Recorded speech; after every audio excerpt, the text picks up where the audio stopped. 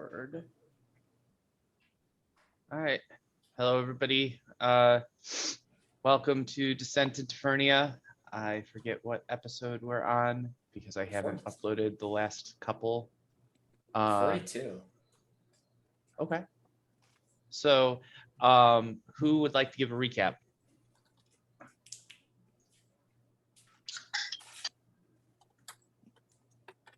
We stayed for another night free of charge.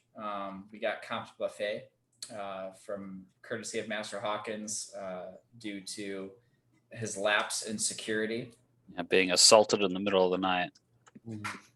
Yeah, that usually earns you some free hotel points and stays at most hotels. At least he's got that right.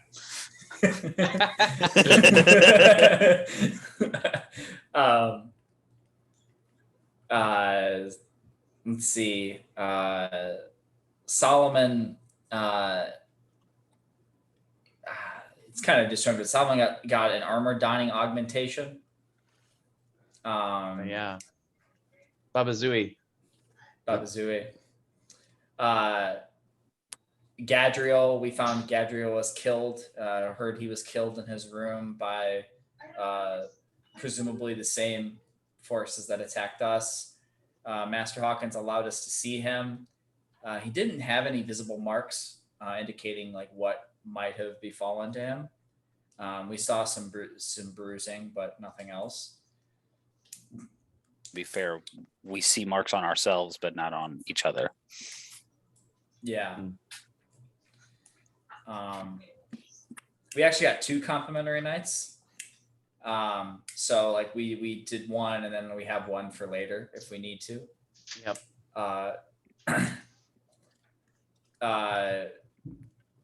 Gideon arrived, or Gideon appeared. Master Hawkins summoned Gideon, which Vegnog had no idea who Gideon was, and I don't know if Ewan did or if Vegnog was the only one.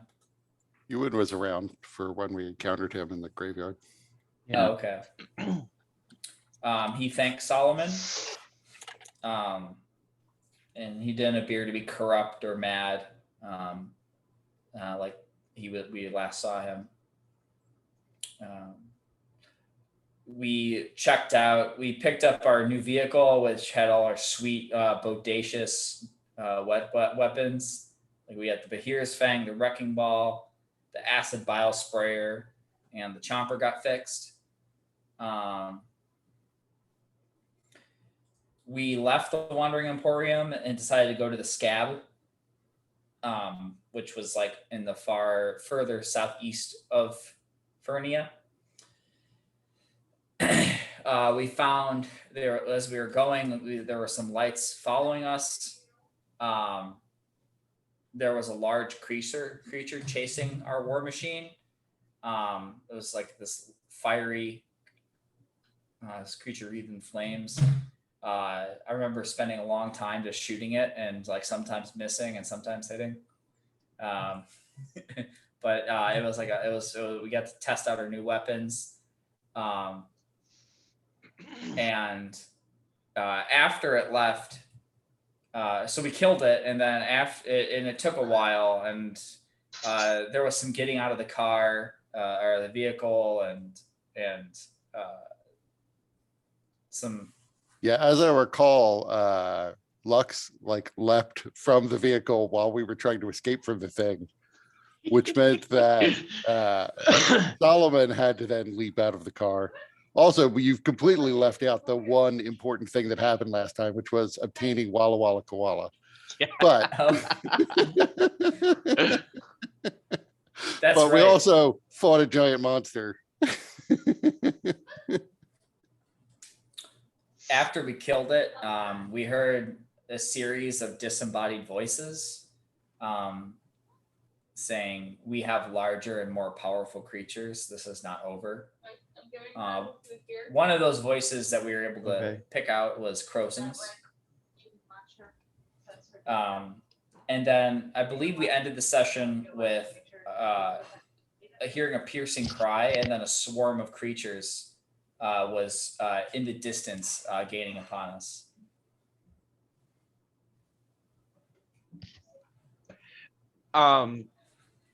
So yeah, a couple additional things. So I don't know if it was a swarm of creatures. I think it was a few creatures that had watched the battle and it had gained their attention. I don't know if they were, I don't recall if they were flying or not though. But I could have just made that up. also with Gadriel, before he died, his fortune telling did lead you guys to connect some pieces regarding information that you've been receiving all along the way. And so these are connections that your characters would have made. So I'm just gonna show them to you guys here.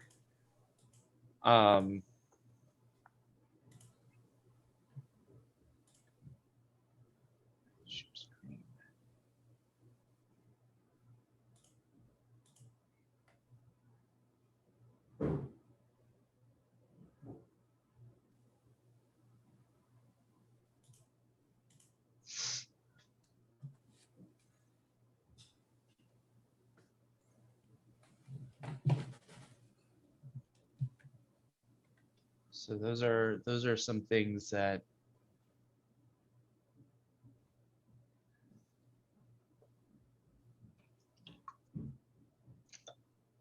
are starting to make sense for you guys.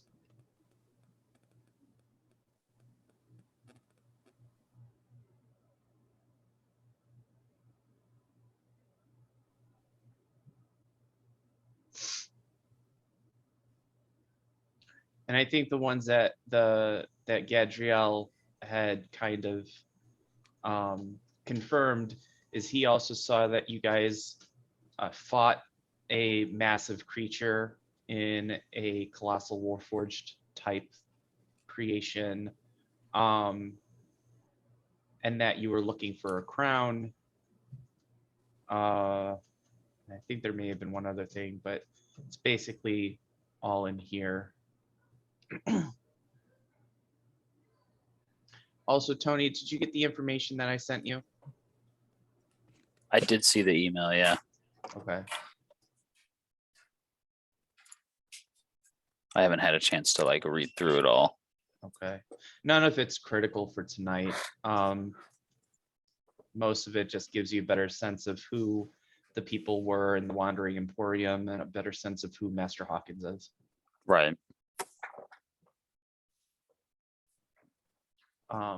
But yeah, you guys do have a token which will allow you to return to the Wandering Emporium, since it is contained within at least the 7 golden seals is contained within a demiplane, and so it's technically accessible from anywhere with the right materials.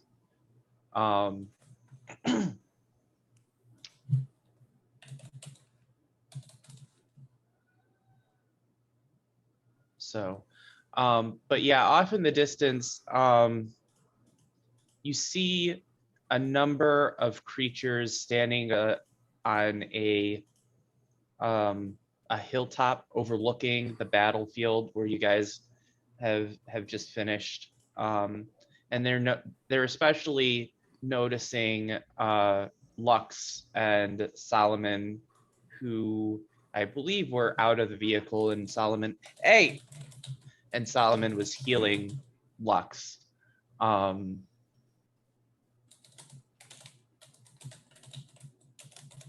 there anything else about the conditions of last time that I'm forgetting? No, Lux like nearly died. That's all I remember. Yeah. I was driving, so I'm going to drive to pick them up. Yeah, thanks to Lux's orcish resilience and remaining action point, she was able to have 1 vitality point left. How is Lux looking now? Well, I got one level exhaustion, right? At least. Yeah. Yeah, because you went into vitality. Yeah.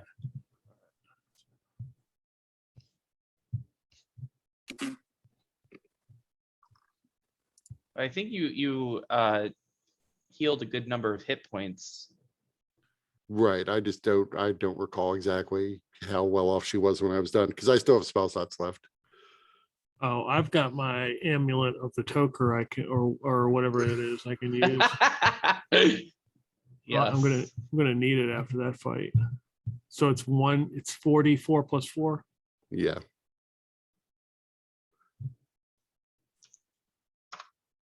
So 15 more. Okay.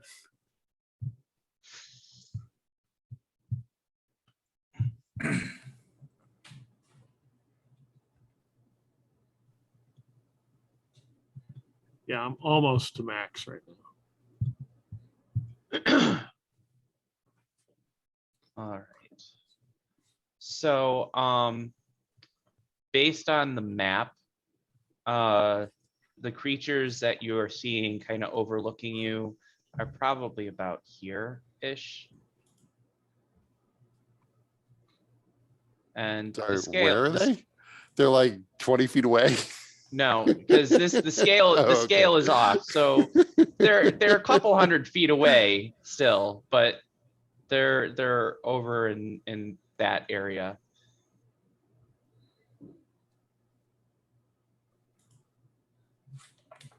So I would stand between Lux and the creatures and try to make myself look big while we wait for the vehicle to come back.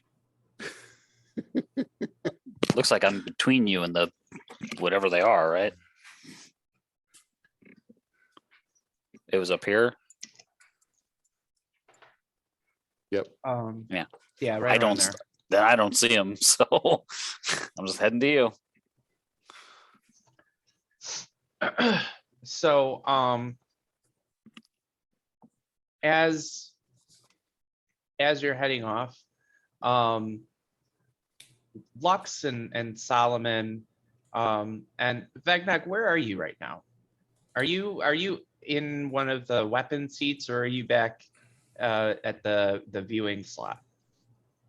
Well, Vegnog was he was at the Behir's Fang, and manned the Behir's Fang during the combat. So since it seems like it's subsided, he would have like gone out. But upon seeing like these other creatures coming, like he would be running back to get back into one of the weapon slots. Okay. So depending on when this is, like, and how quickly they're approaching, he's either like mid running back to the weapon slot, or he's at the weapons back at the weapon slot. So we'll say that you're back at the weapon slot. So from where you are, you probably have the best view of them. They look to be like trolls. And you're familiar with trolls. Within Eberron, trolls are largely relegated to the territory of Drome, where they are one of the denizens that live under the reign of the Sisters of Sorakel. And so, you may probably have never actually encountered a troll, but they are very nasty, brutish from what you hear. They eat the flesh of sentient creatures without thought. But they are intelligent from your recollection. Now, whether these trolls here in Fernia differ from the ones that you've known in Eberron, who's to say? But that's what you recall of them. And They look like they are using some kind of slingshot. Several of them that are launching bullets at the car. That's From Is 100 it- feet away, hundreds of feet away. Mhm. The hell kind of fucking sling they got? Jesus. Well, I mean, they are also giants, so they're large creatures. The power that they can generate is a bit more. But Vegnog, give me a perception check. Hey, Ted Cooper, that's not yours. Hey. Sorry. he begs to differ. It's Ted Oh. Cooper distracted Vegnog. perception, not persuasion. That's better. What, you want me to persuade the trolls? Oh, no, no, oh. No, don't eat me. Don't eat me. I taste terrible. Lux, on the other hand, also gamey. All right. So most of the bullets that you hear, like, none of them are accurate enough to actually hit you, but the ones that do hit the vehicle, some of them sound like, rather than making a ding ding sound, like they're bouncing off of the car. There's at least one, maybe several, that make like a thud sound, and you notice it's different, but you can't picture why it's different, but it just seems off to you.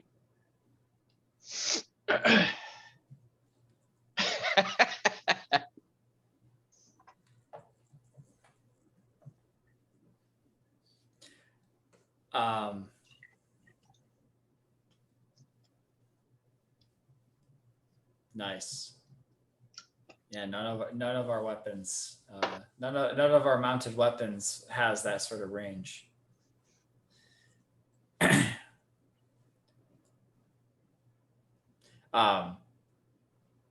So Vegnog is gonna like look over and peek at the ground below, to see, like, presuming that he's like on the side of like that the projectiles are coming from, to see like what the weird thuds are. Go ahead and give me an investigation check.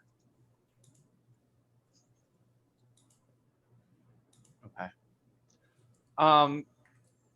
You don't see anything weird about the ones that have bounced off into the ground. I mean, you are in kind of a, the terrain, once again, as a reminder, is covered with soot and ash, which some of it is packed tightly enough that it's, fairly like hard, like packed mud. Other areas are more like snow in terms of the composition. But I mean, there's nothing weird about any of the ones that you can see. At least not to your immediate visual sense.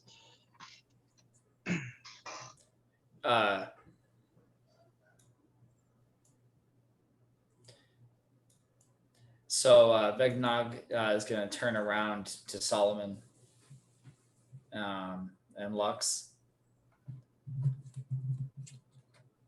Should we kill them? Or should we run? I don't see that killing them would gain us anything. This land is filled with creatures like them. Agreed. Then let's get in the car and go. So I would get in. All right. Peel off like a bat out of hell. Just giving them the bird as we drive away. All Welcome right. to Fernia, bitches. So you guys start getting out of Dodge. I will make sure that Lux is not leaping out of the back of the vehicle at the trolls. I guess not. It's handy. Also, in reviewing the battle from last time with the weapons, I think it makes sense to increase the range of some of the ranged options that you guys have. So the range of the acid bile sprayer and the Bahir Fang, it's going to go from 60. Well, the 30-foot cone is going to become a 60-foot cone. And then the Bahir Fang is going to become a 180-foot line.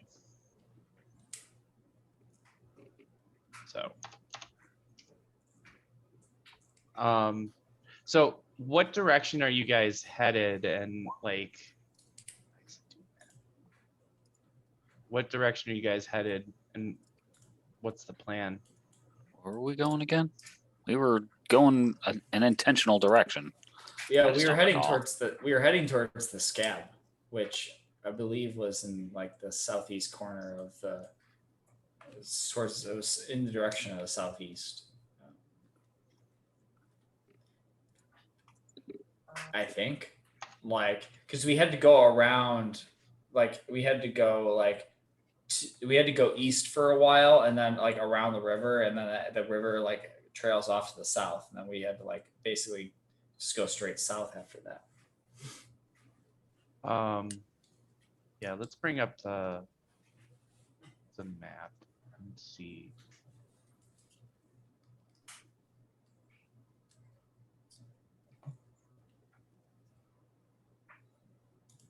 Starting to get confused with all these handouts.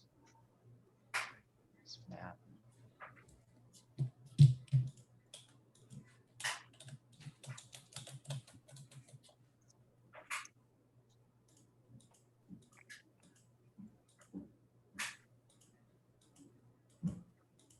So, according to the map, the scab was number 8. So that's, which one was that?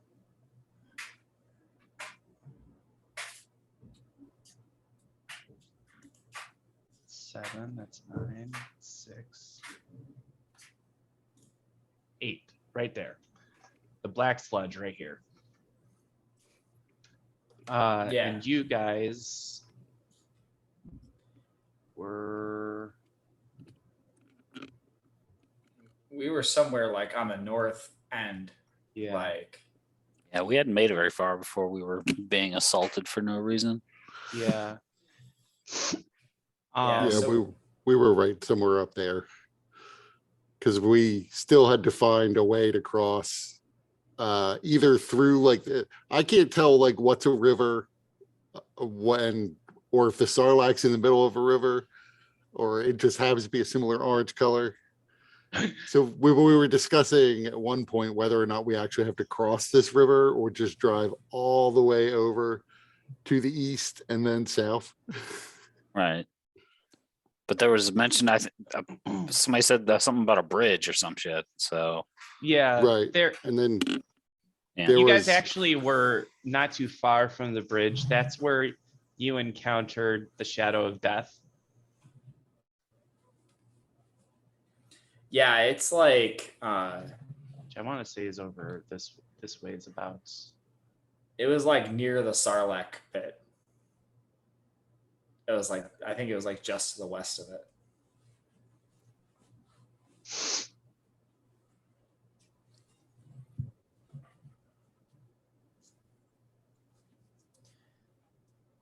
So,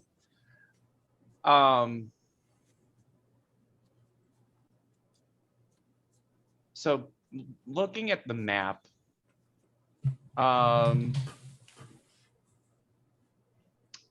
Ewan. Yeah. Give me a vehicle check using intelligence to, or unless you have another skill that would make sense for reading a map. Or if there's somebody else that's reading the map and wants to interpret. I mean, Yeah, I don't know what Solomon, skill I would use. I mean, it feels like survival would be a pretty solid skill at this in this junction. Survival could work using not- intelligence. I'm not proficient in survival though, so that's the So- issue. land vehicles it is. I'll take land vehicles for 200, please. Intelligence of it. Well, how about that? Well, there you go. Shall I confirm it? I feel like it's already confirmed right there. It's pretty confirmed. So I'll never fucking get lost in this place again. So, looking at the map, you are very confident that there is a bridge in this area, and according to the map, in this area. Additionally, you could go this way all the way around if you wanted to. Now, you also realize that the map is not drawn to scale. And so that makes things a little difficult, but based on the estimates of your travel times within this area and based on the map markers that you guys have traveled to, it would probably take at least 3 weeks to get to the scab. And so given that, you have to take into consideration how many soul points that you have. Maybe we should turn around and run over the trolls and see if they have soul coins.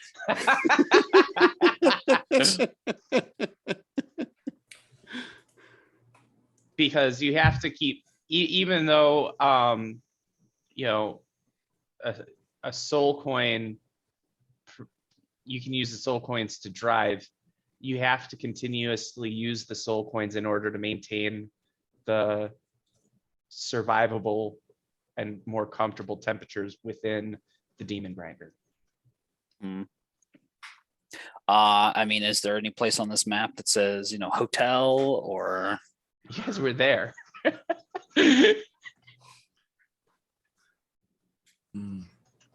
I think there are many things we need. One, we need ice and cold weapons. So we'll need to find magic that will allow us to do ice and cold damage. And we will need soul coins. And from our adventure in the, what was it called? The place where we picked up Walla Walla Koala. It doesn't seem likely that we are going to find a place to buy soul coins with the resources we have. That means we will have to take them, wrench them from the grip of devils and demons like we did the first time. Well, it should be easier now that we have ability to fire power. We could just circle the trolls and shoot them with the weapons from our vehicle, then go and search the carcasses. They were being able to ping us with those rocks. You'd have to be careful of that. But inside the vehicle, Yeah, rocks can't hurt us. if a big enough rock comes through, well, yes, it can. Or a strong enough throw. It also seems reasonable that we will run into other creatures on our way that may be more well endowed with soul coins.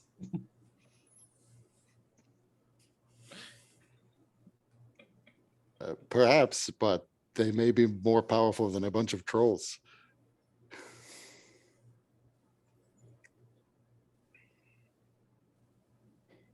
I'm just saying, in any event, we may have to not skip every fight.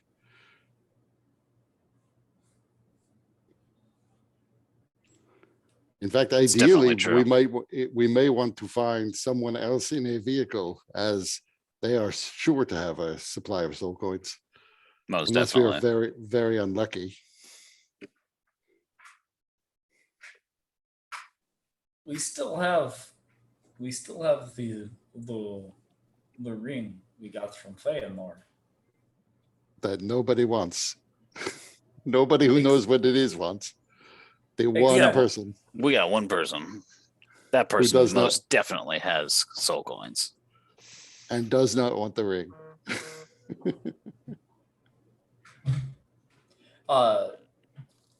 Shadow of Death wanted trinket from Feanor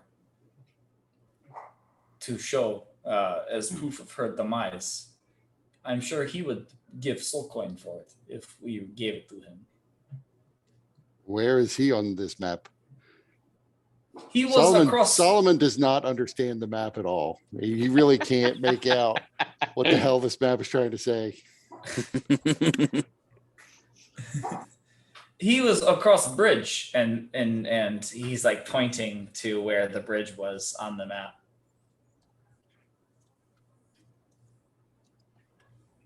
We, depending on which way we go, we drive right past where we saw him last.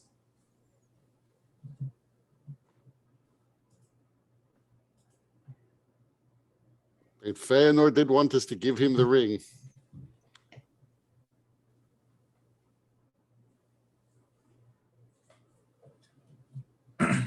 He was willing to give weapons and equip us with. Well, he didn't say exactly what, but he was willing to trade very handsomely if we could remove Feanor from her realm.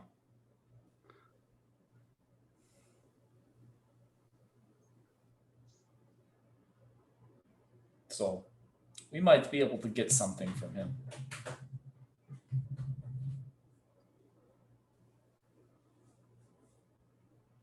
I have curiously forgotten meeting him entirely, so I will defer to you.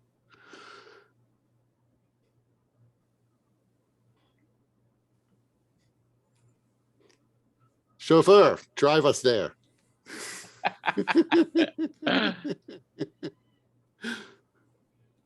I'll turn us right around. You keep that attitude up.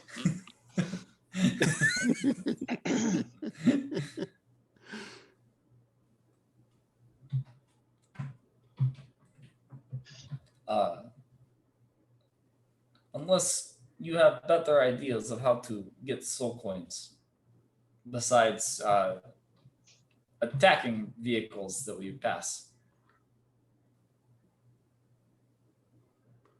It makes sense to me. If we can negotiate for soul coins from this Shadow of Death, then we should do it. Negotiate. Well, we give him the ring and he gives us a pile of soul coins. And then we kill him and take the rest of the soul coins. I am not opposed to that. He sounds very evil. I can almost guarantee he is.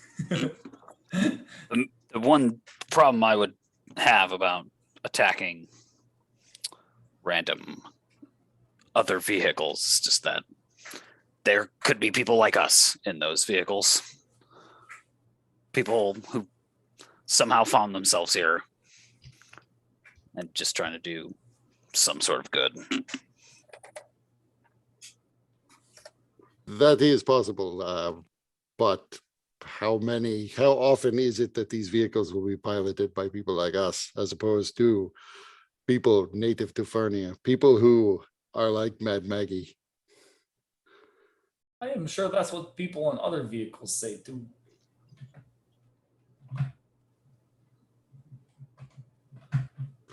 If we were back in our world, I would completely agree. Here, however, I think our options are somewhat limited. I was in favor of attacking the trolls. No one cares if trolls die. I mean, we can go shoot the trolls for sport and see if they have soul coins. Trolls are notoriously difficult to kill.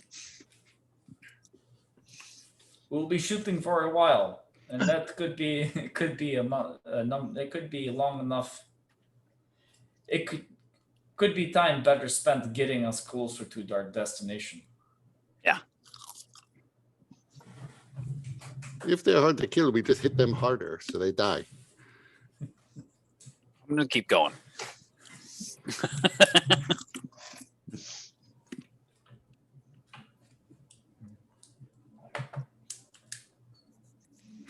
I keep driving. I mean, All right. because the bridge, like, that's roughly where the fucker said he was gonna be, right? Yeah. Yeah. I mean, that's his territory around Right. the bridge. We'll just go there. I'm sure we'll encounter him. Okay. Do we need to stop and take a rest? Yeah, the distance is far enough that you wouldn't be able to get there. I mean, once again, day-night cycles don't exist here, but in terms of your need to sleep, you would need to take some time.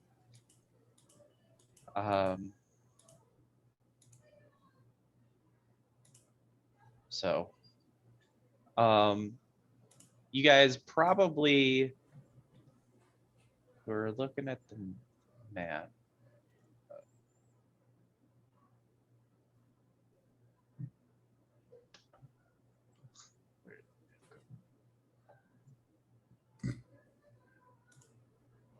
So if we're looking at the map, if this is the bridge, you guys are about here. By the time you get to about here, Into You'll- the Sarlacc's mouth. into the Sarlacc's mouth is where you'll need to stop to take a rest. Okay.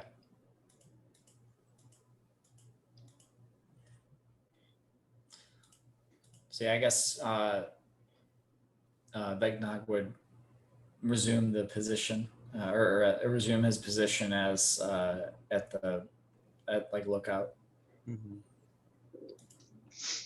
So what would the rest of you guys be doing as you prepare for a rest?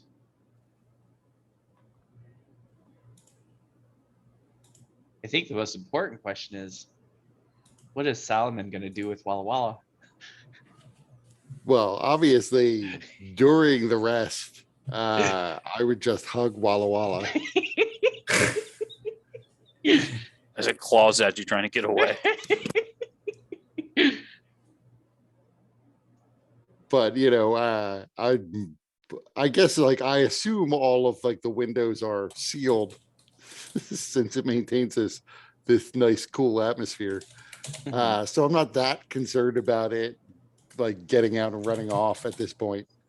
Since I'm sure it's too early. He doesn't understand this is his home now. He needs to learn this. But you raise a good point. Let me try to see if I have enough rope to tie myself to Walla Walla. Nothing can go wrong with this plan. As we get attacked. I do have 50 feet of silk rope. So I'm gonna hack 10 feet of silk rope off.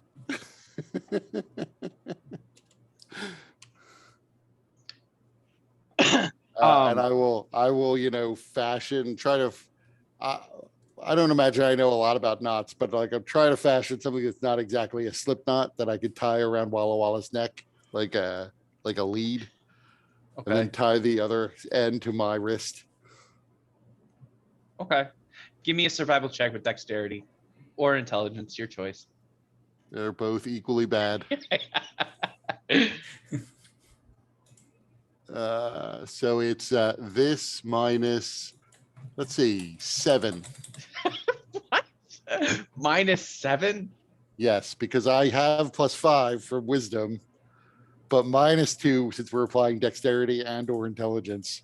So 9.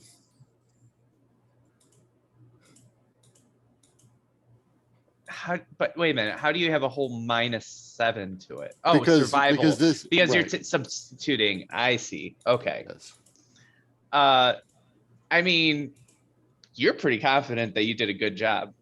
Right. And Walla Walla, you know, he doesn't exactly like you tying a rope around him, but after you finish, he just kind of looks at you, and then he goes back to what he was doing before, which is he crawls as slowly as koalas do to the nearest window slit, and then just starts banging his head against it, like not like head banging, but kind of like, you know, like a turtle when it's like hit pounding into something. It's just like kind of lurching forward into the wall repeatedly.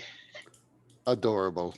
Then I probably pray for a bit and then go to sleep. I would generally prefer to take either the first or last watch. I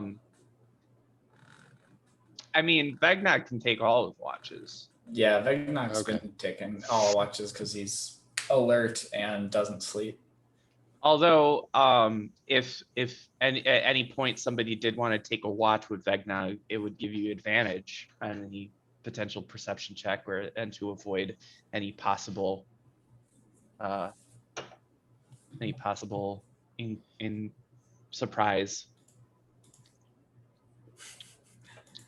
If anybody, I can keep watch, but if anybody wants to keep me company in the middle of night, I will never say no to conversation. I mean, I'll sit through the first watch. I don't care.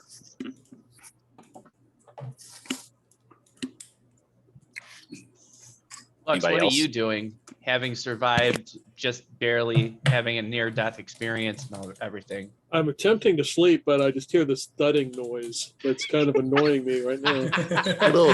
Eventually it'll be there with like a little spoon trying to like scratch an escape hole. I go and light one and then take a big puff and puff it right in its face. And then lay back down. It starts going.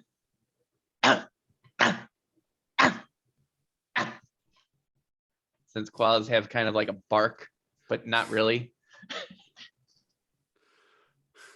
I will Imagine get this- up and go over and look out the window to see if it sees like a squirrel. Well, you notice, Solomon notices that after Lux blows the smoke in its face, the koala slowly walks over to Lux, begins attempting to crawl up Lux's leg. I don't know if Lux fights it or allows it to crawl up its leg, her leg. It's doing it very gingerly, kind of like a sloth. Yeah, I probably don't have a whole lot of feeling in my legs, so I probably don't even notice. Okay, so it would crawl up to about knee height, and then once it reached there, it would go and bite right down into your leg. Okay. Thank God for that lack of feeling. You don't take any damage, but it's painful, unless your leg is numb, in which case you don't notice it. But I mean, he is drawing some blood. Well, you know, just can't have nice things.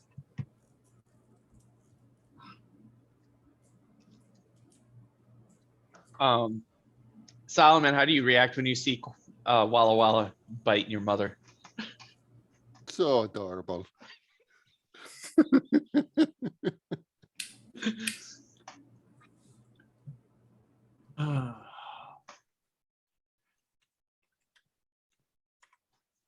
Vegnog would just be watching this, bemused, and just waiting to see, like, just kind of watching him, watching it play out. Lux, you have koala on leg.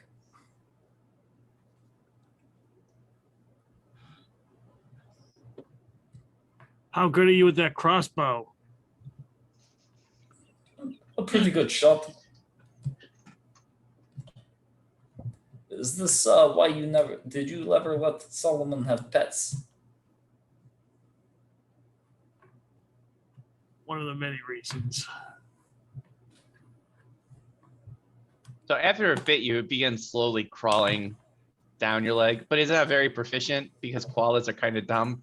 So it actually then slips and falls. And then it barks as it, and then begins to roll over on its back as its now back hurts from the landing. Okay, and I When just when it falls, I would get up and run over.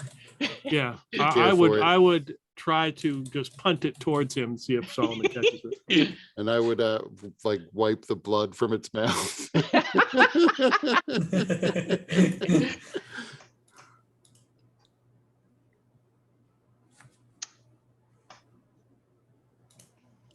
I'm just hoping it turns out to be true that we don't need to feed this thing, because I'm not gonna.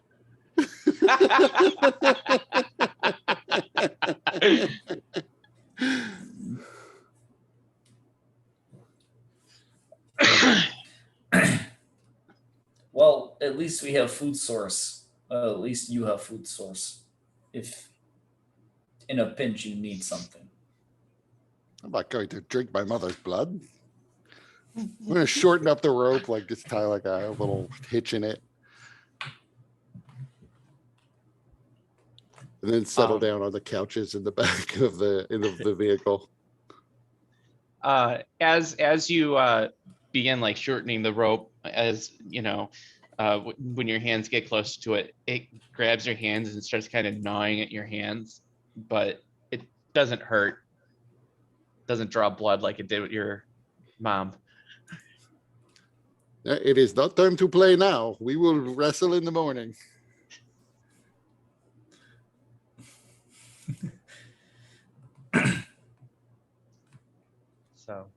So I will shorten that up to like, an inch so that I can continue to hug him all night long.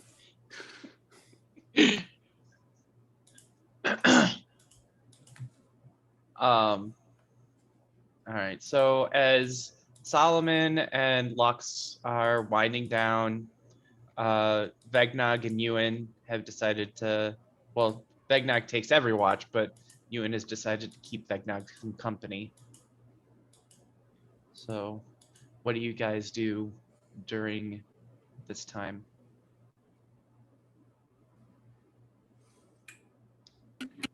I'm gonna teach him a dice game.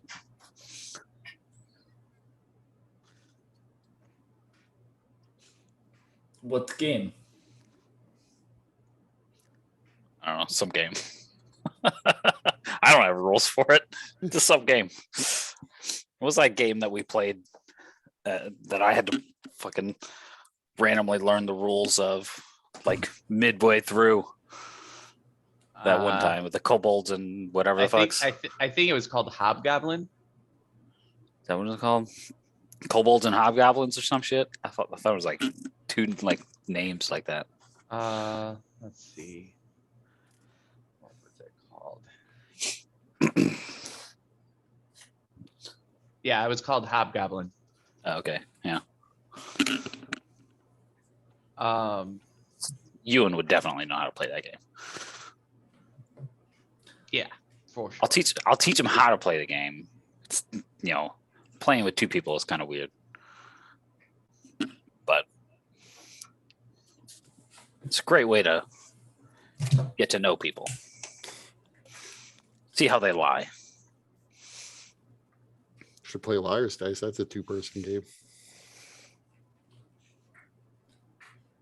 I would be Solomon interested. wishes he thought of it before he started teaching Hobgoblin.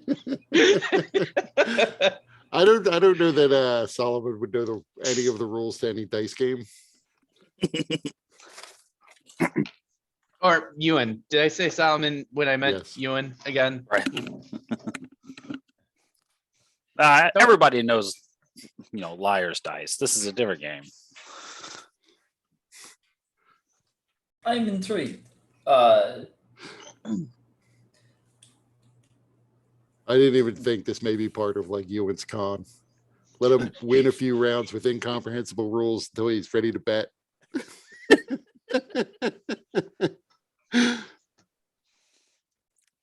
I just happen to be proficient in dice, so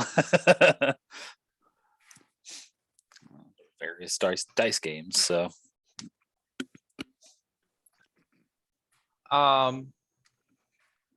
then we could play liar's dice or whatever.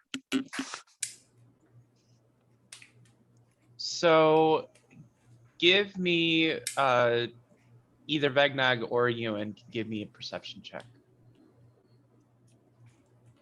I got a +5. I don't know what you got. Same. Oh. Eh, Oh. Nice. Oh, roll. Okay. So Ewan, you hear something that gets your attention.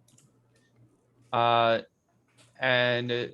so either you look outside or you have Vegnog look outside through the viewing slot. And you see coming from the direction where you had been traveling from, so to the west, coming from the west, there's like a cloud kicked up. And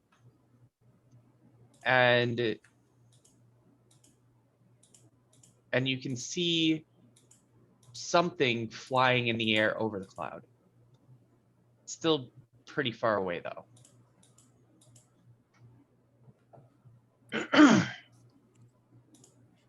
Does it look like there is like the cloud, the thing that's flying over is like causing the cloud below it to form? Right. Does the figure precede the cloud?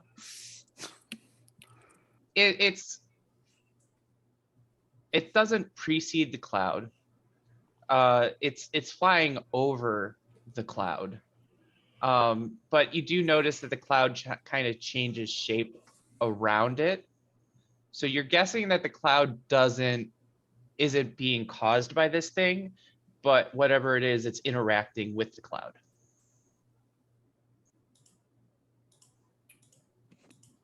And what do I hear? Nothing yet, it's too far away.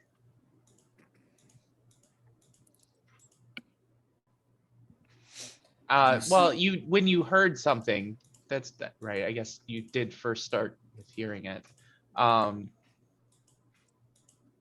Like kind of almost like thunder, I guess, but not really. It's like Stampede? it's like a whoosh. It's like a thunderous whoosh. Kind of like a waterfall? No, it's rhythmic. It's like whoosh, whoosh, whoosh. Is it at that pace?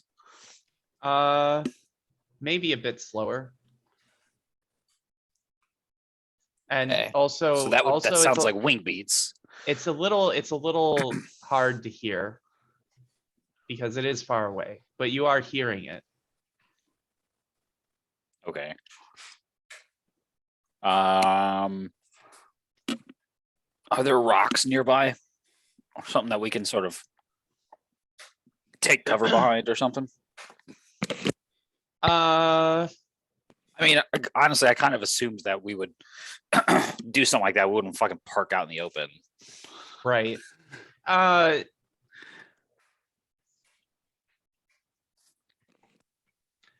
So you were driving, so go ahead and give me a survival check to see what you would have been able to find.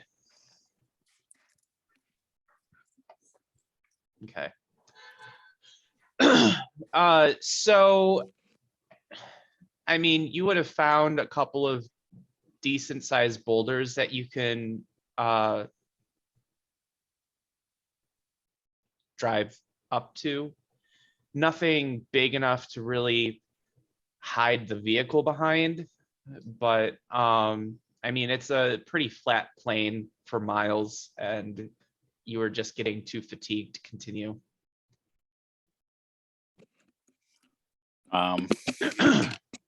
Well, let's just, be prepared to jump into these damn weapons.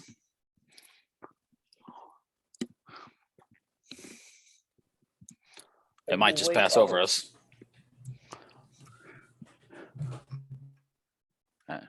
Hopefully we don't need to wake the others. So you guys are just sort of waiting. So as they get closer, if somebody tries to view them through the viewing slot, they are able to get a better look at them after probably about 10 minutes. They get close enough to be able to make out some details. The flying one, Vegnag recognizes as one of the trolls. And it seems to have some kind of vortex that's formed where its legs would be. How big is this fucking thing? I mean, it's troll size, so it's probably about 10, 12 feet tall. Weird. I think he lost connection. Yeah.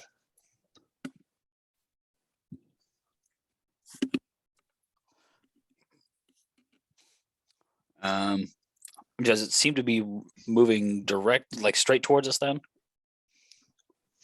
Yeah. And after a while, you can see that the dust that's getting kicked up is getting kicked up by a horde of smaller trolls.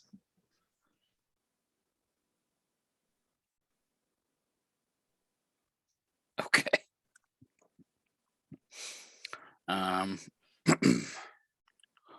Well, I mean, sounds like we need to wake some people up. 'Cause we might have some hostile activity.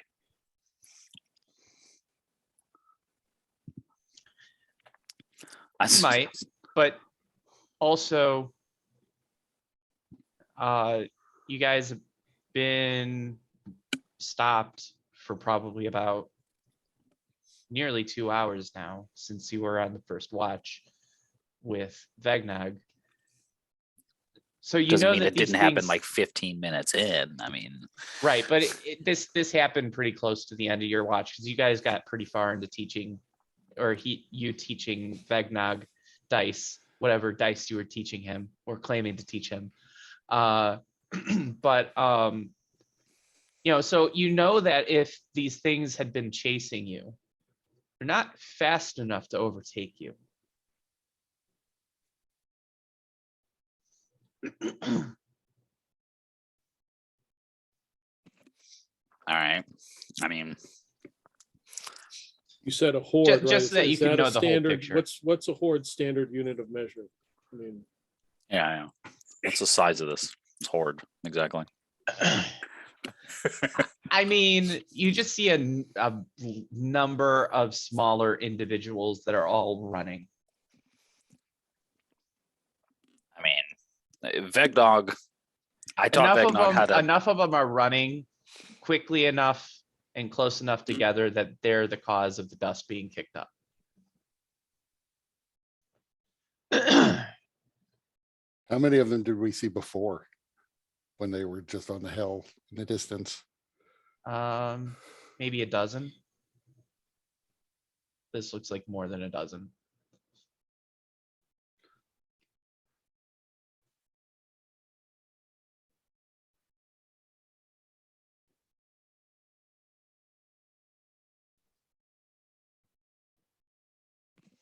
Well,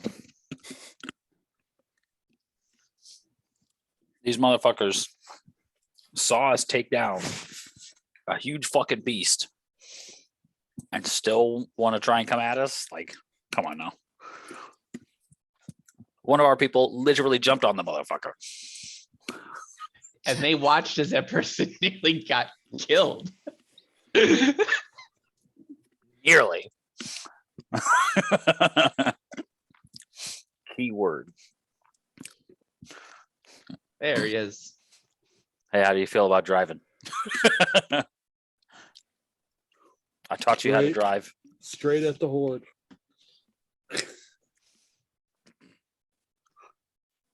It's that, or we wake people up and disturb their rest. Well, I will say that Vegnog, even though he doesn't need to sleep and can do light activity in order to benefit from a full rest, he can't be doing anything heavy, and driving would be considered activity that would prevent rest. You mean people fall asleep at the wheel all the time? It's so light you could fall asleep during. Yes, and if you do fall asleep, it's usually pretty catastrophic. And yeah, he's not going to fall asleep, so we're good. He wouldn't benefit from a rest if he drove all night. I tried. That's how Yeah. we did it last time. I drove and didn't get a rest in, and everyone else rested. So maybe that should be our new system. There's just always one person who's not fully rested. Just take turns. Right, we'll just switch that off. It's the compromise. We either mean, have it one does mean- person exhausted, or we get body horror. Well, I mean, it's not necessarily not guaranteed that we'll get the level of exhaustion. And if it's only one level, it's not necessarily the worst thing. And it helps us conserve soul coins because we could stay on the move rather than parking and then just spending a soul coin to keep it cool enough to sleep. It does. The economics do make sense. Vegnog's all about that. So, but it is more of a conversation to have probably after we've bested the trolls that we should have fought when we first saw them. Unless we're just driving off. Oh, well, why would we fight the trolls whenever we have a person who's nearly dead? That doesn't make sense. Well, was nearly dead. I don't know if you're talking, Peter. You're muted, but Yeah, Lux will be fine. Yeah, She I'm must have almost at gotten- full HP. Right. She just needed really a short rest to get her key points back.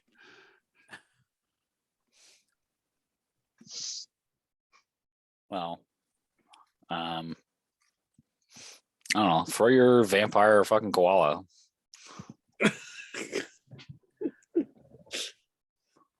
I'm still asleep. My arms wrapped around the koala. and it's like trying. It's been trying like to get out this whole time, but it can't. Do you ever see The Sopranos? No. Mm-mm.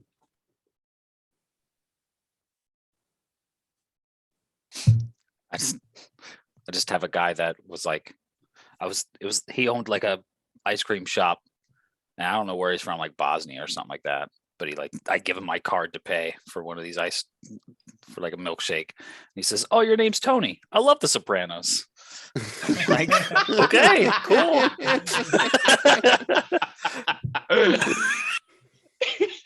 Yes, like, because I mean, all if you were- Tonys are in the mob. Right. All Tonys are like the psychopathic main character of The Sopranos. I would say Tony has a cousin who they have this. He and his girlfriend have this little dog. Tony has this weird association with animals is part of the thing. But in this one thing, they have this like little Pomeranian dog, and it's not that he like hugs it or anything. But one night he like goes to sleep and he just like he's high out of his mind, so he sits on the dog, and the dog suffocates under his body weight. Because he's too high to wake up as the dog struggles. Oh no. And so Tony nearly beats him to death because of what he did to the dog.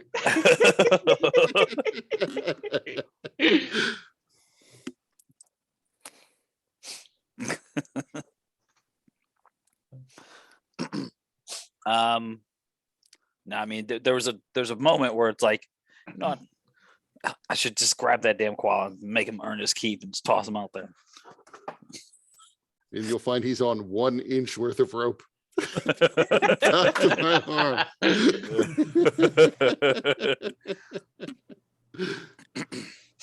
Well, you want to start driving, Vegnog?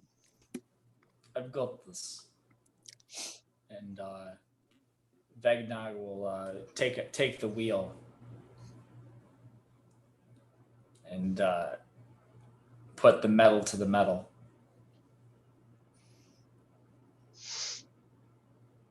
Okay. So you guys begin driving, and the cloud of dust and the flying troll eventually fades from view. How far are you driving, and what are you doing as you drive? Like a good driver, Vegnog's going to be focusing on not the road, but the where we're going.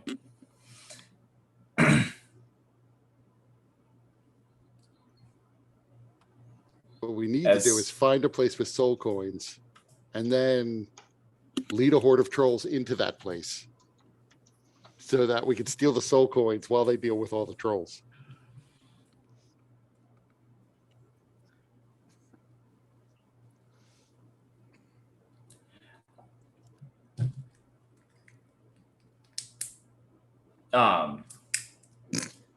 Is everybody up now?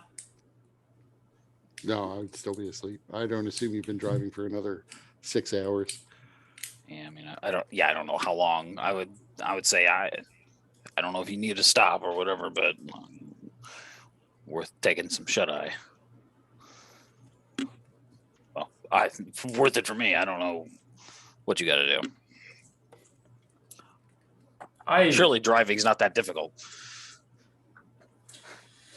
I can drive for time. I should take some time to recalibrate my sensors in preparation for tomorrow. If someone else can drive. I mean, let's see if we can find a place to park that's better to hide. Agreed. So guess we're gonna just continue driving until we find an exit that's got a Rest stop. Yeah. a rest stop. All right. So Vagnog, since you're driving, give me a survival check. All right. Nice. Okay. So what is it that you're looking for?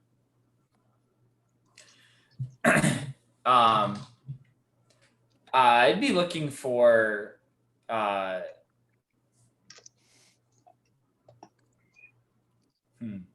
so basically a place that we could kind of obscure the car from sight or the vehicle from sight. So either a rock outcropping that has a sort of like closed in like 3 walls type scenario on like a cliff edge, or like that like juts out so that we could like go under it, or if there are any sort of you'd also keep an eye out if there are any sort of like holes that appear like in the like kind of like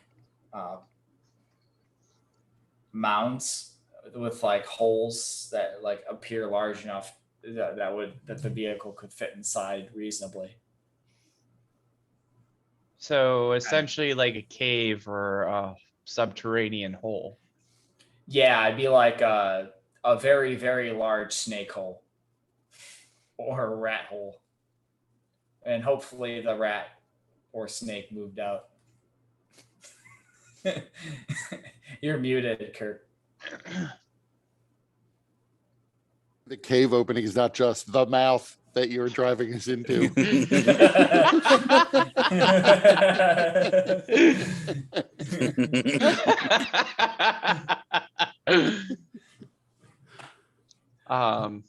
Man, the walls are smelly in here.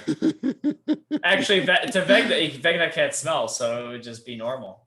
Be like, oh, okay. Well, he would be able to make out certain smells like burning, like how he can taste that something's liquid. Yeah, that's true. It smells like a smell. That looks like light. So this is that smell you guys are talking about. Very good.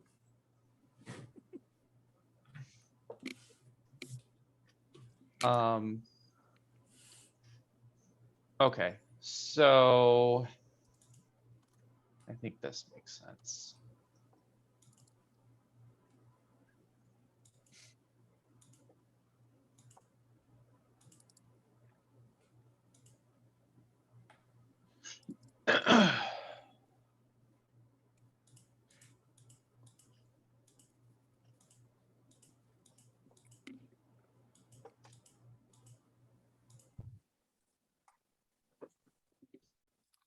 Can everybody see?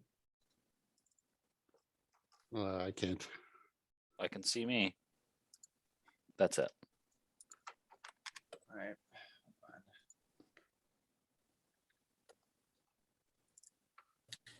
Same. Hey, Just, there's something. Now I can see.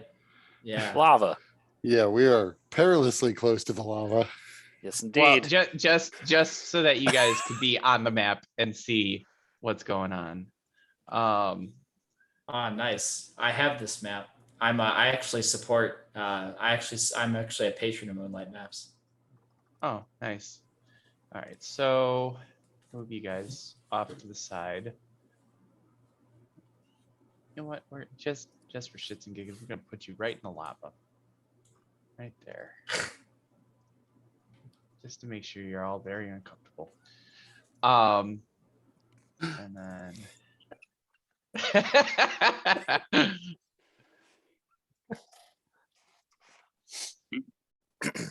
right, so you guys find this little, it's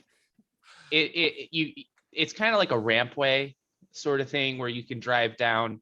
It's got this edge around it that is so you're below the normal ground level here, where the walls of this ravine are probably about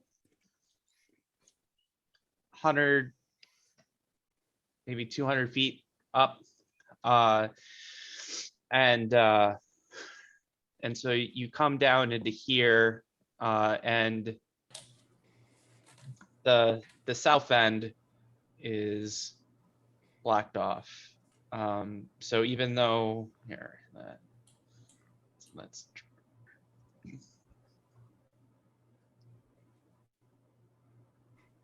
so there's a wall there. And so you guys can pull your vehicle in here and decide where in here you want the vehicle to sit.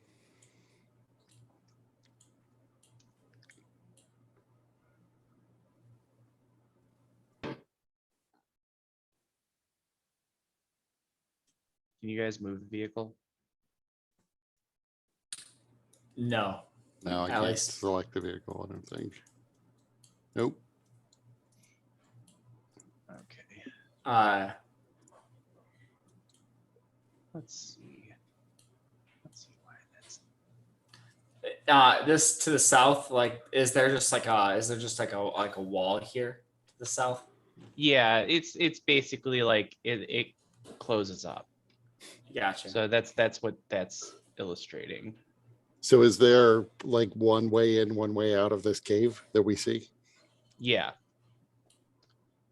I mean, it's open to the air. So, I mean, it's not like a closed in cave. The Mhm. walls go up about 200 feet, but I mean, it's kind of, Vegnog even noticed that it's kind of hidden. I mean, it looks like a giant hole, but the route that he used kind of like wound around a bit. So it's not, other than the hole getting down here isn't directly visible. Let's see. Why can you guys not? I was more just thinking if the trolls are not tracking us visually, which I have no idea if they are or not, then we'll have to fight our way out. So they will presumably mass at the choke point. All right. Can anybody move the vehicle now? Nope. Still can't No. select it. Oh.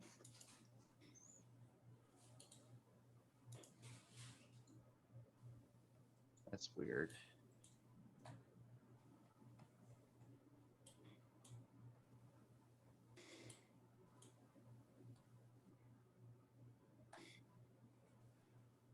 It says everybody can edit and control it. I'll figure it out later. All right, so Vegnog, I mean, obviously this allows you to see your option. You don't have to take it if you don't want to, but this is probably the closest thing that to what you were looking for as you described it. I think I would take it. As he like kind of drives in, peers around, and he'd be like keen to like trying to just drive it just to the end, and like do a 3-point Right turn there. so that it's facing out, so that we could just drive straight out. Yeah, exactly. Okay. And I would wake up to note that this is perfect. It's like a Walla Walla park. And I would take Walla Walla for a walk because he's been cooped up for a couple hours now. Just don't drink from the river of lava. Lava. I mean, I'll give him slack, obviously, but I'm still keeping him on the leash while we walk. So Vegnog, with your survival check, you could pretty much determine how long you were driving before you found it.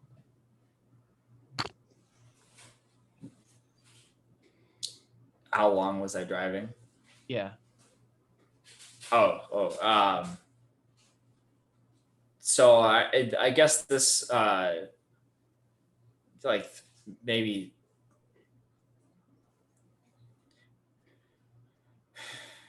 well, it couldn't have been terribly long because like we were close to the bridge and we would have had to go over the bridge, which so I think that couldn't be any more than like 4 hours between where we ended up trying to make camp and where the bridge was at. Okay. So this probably happened found this like after a couple hours of driving. Okay. So then that's right about the time that people would normally be waking up anyways. So Vegnog pulls it in here. And then so what do you guys do now as you wake up and you see that Vegnog has been basically driving all night? How did we get to this nice Walla Walla park? I decided to pull off in here so I could well, I guess I didn't anticipate it taking so long. But I need to recalibrate a few things before going on the before tagging on the next day. Does somebody else wish to drive, or shall we stay here a bit longer? I guess I just pulled in. How long you need?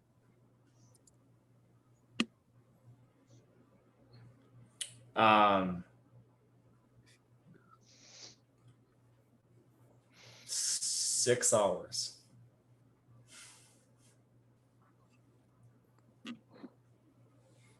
Might be able to hang out for a few hours. Is it actually lava in here like this? Yes. God damn it. Means it's gonna be fucking hot as balls.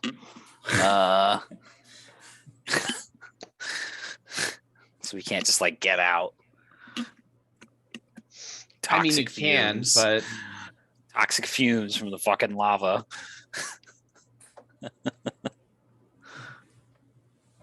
Solomon waves through the front window, walking his koala.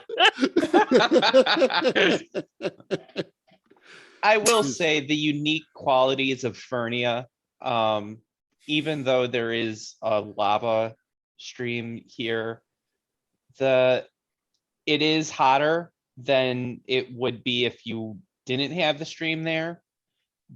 But we're talking a difference of, it's 130 degrees outside rather than 110. And also while the air is acrid and it's certainly uncomfortable to breathe it, it's not technically dangerous, at least not immediately so. So it is very uncomfortable going outside, but it's not immediately life-threatening.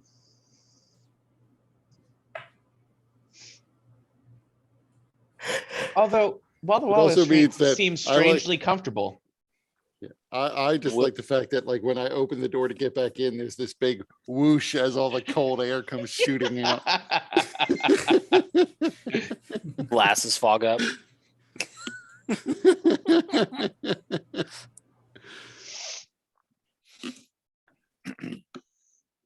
I'm pretty sure your koala's a vampire. No. He just likes, that's how they play. They bite.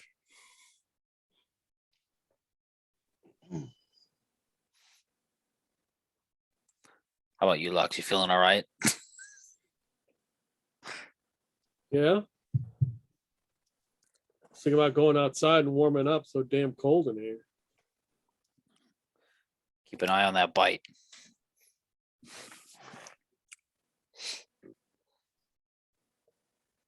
Flex is like, what bite?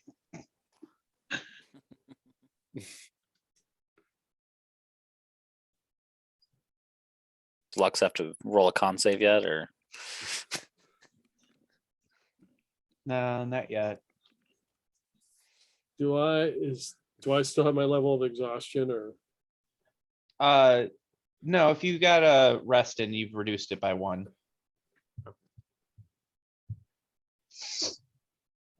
So we've gotten our rest in. Yeah, except for Nice. Vegnog. So Vegnog, I don't know if you had any spent hit dice or anything, so you wouldn't regain any of those. I don't believe so. Okay. we had a hero's feast? That shit's gone.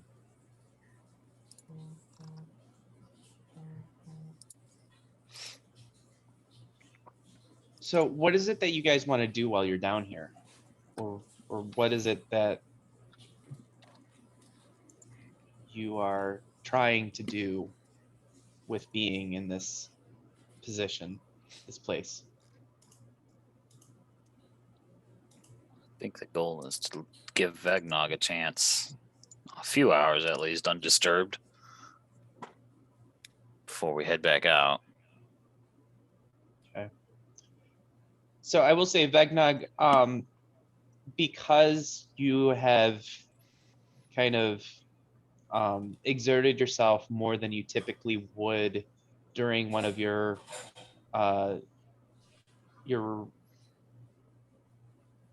wind down states, or however you want to call it. It actually is much more your inactive state is much more significant than it normally would be. And so while you can do other activities, it's very difficult to do anything other than just kind of sit motionless. And even if you were to be having watch or doing anything, you would have disadvantage unless you wanted to break your rest. I kind of imagine Vegnog was like basically sitting in one of the side chairs, almost looking powered down, with like some dull whirs coming from inside his head cavity as his wheels are turning. But yeah, I imagine he like mostly looks powered down at this point, which is not usual because usually he's like alert and even talkative in his inactive state.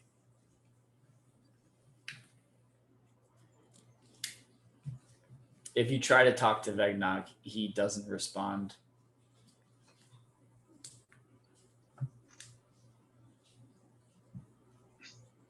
So Solomon has taken Walla Walla out for a walk. What are the rest of you doing for the next couple hours?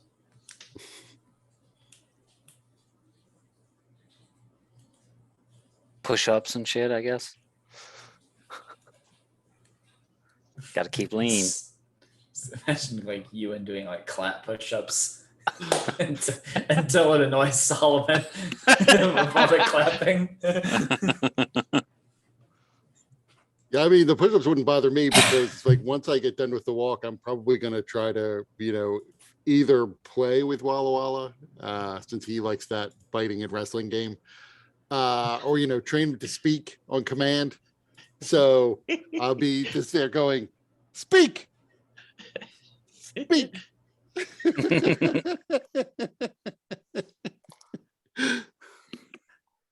He almost did it that time.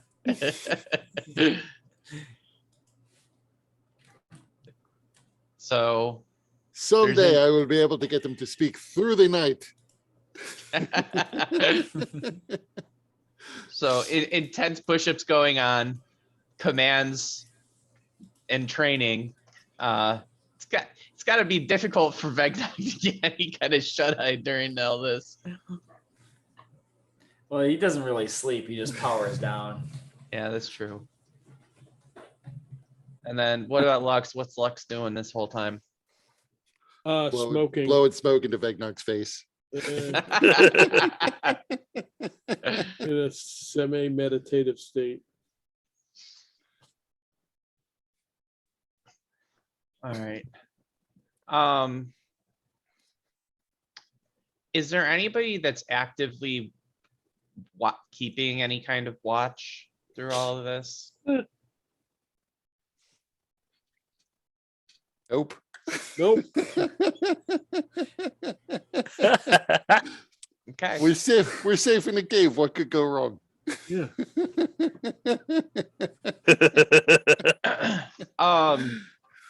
Everybody give me a perception check at disadvantage except for Vegnog. Like Vegnog doesn't have disadvantage, or Vegnog doesn't give a perception check. Does not get a perception check. Yeah. Okay. Appropriate.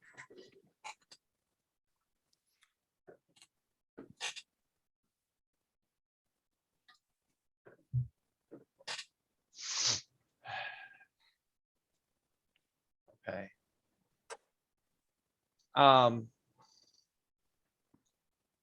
Lux. You notice something. It sounds like rain or hail. Okay. Is it the sound or do I see it? Well, you hear it, Okay, okay. and then do you go and see, or does it not bother you?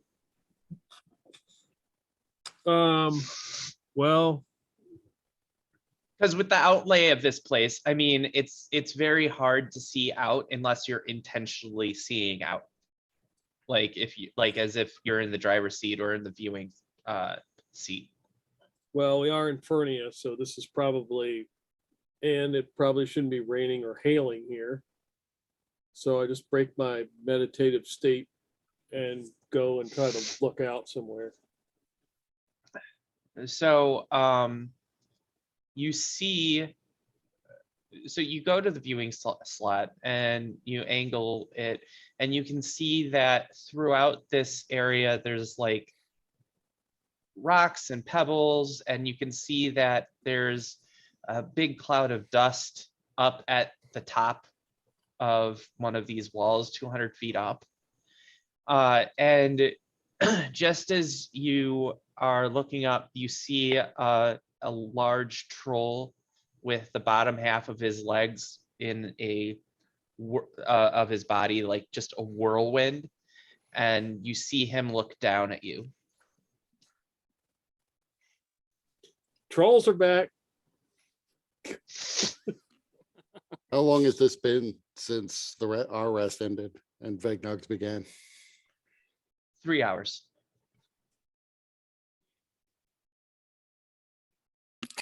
God damn it. Hop in the driver's seat. Yeah. Mother, can you jump up there to attack him? Is that what you want me to do? No. We're going to wait for him to come down, apparently. Are there trolls around? So you see this troll that has like the lower half of his body covered in this vortex. Yeah. He lets out this gust, and as he does that, dozens of little trolls jump off the edge and seem to be having their impact cushioned by whatever it is that this thing did. And now there are tons of trolls at the edge of the wall. Yeah, I'm just gonna hit the gas. Somebody hit that claw. You also see, so in addition to the troll that's flying up above, and he's also lowering himself down as he controls the descent of the smaller trolls, you see a figure just pop into existence as if it walked out of the wall of the canyon right here. And that thing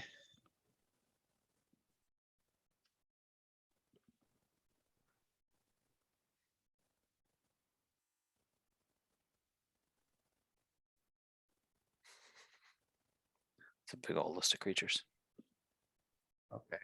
I was wondering if I was sharing the right screen or not. Clearly I was not. Which is why I did that. Thought you were just saving on CPU bandwidth to avoid running 2 streams. All right. Are you guys still seeing the list of creatures? No. No. Okay, good. All right.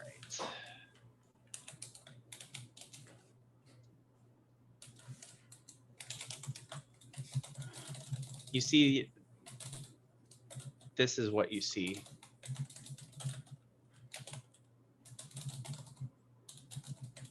Walk out of the canyon wall. Okay. So, yeah, we're gonna roll initiative. We're just rolling for the vehicle. No, each of you guys are gonna roll your own initiative.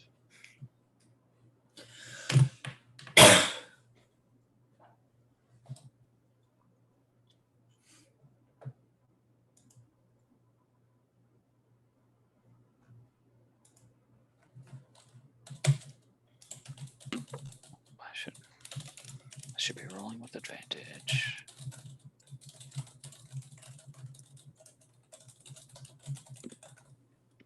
That's even better.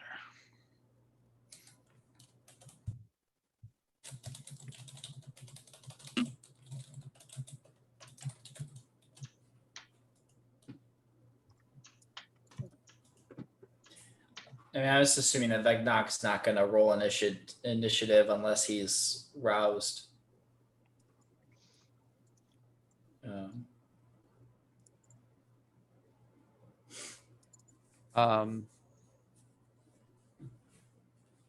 So each of these little trollians, because they're small sized creatures,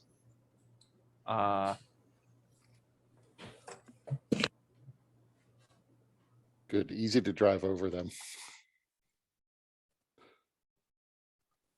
Or we just hit the side of the cave with a wrecking ball. Bring the cave down on them all. Mm-hmm.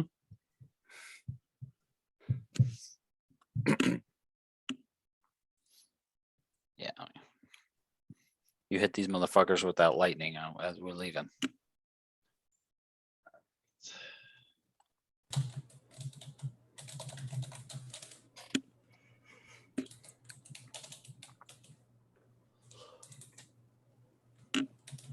wait, did it show you guys the initiative for the thing I just rolled? Yeah. Yes. In Okay. the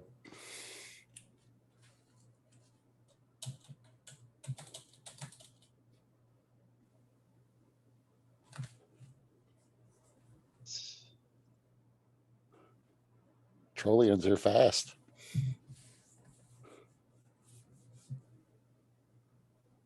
Is it Trollians or Troll Lions?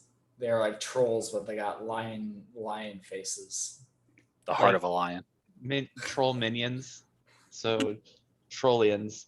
It didn't put anybody's initiative in turn order.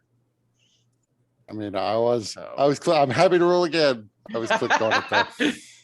No, I'm just it's just frustrating. Okay, so Solomon. Wait a minute. There it goes. Okay. What? Okay. I'm still happy to roll again.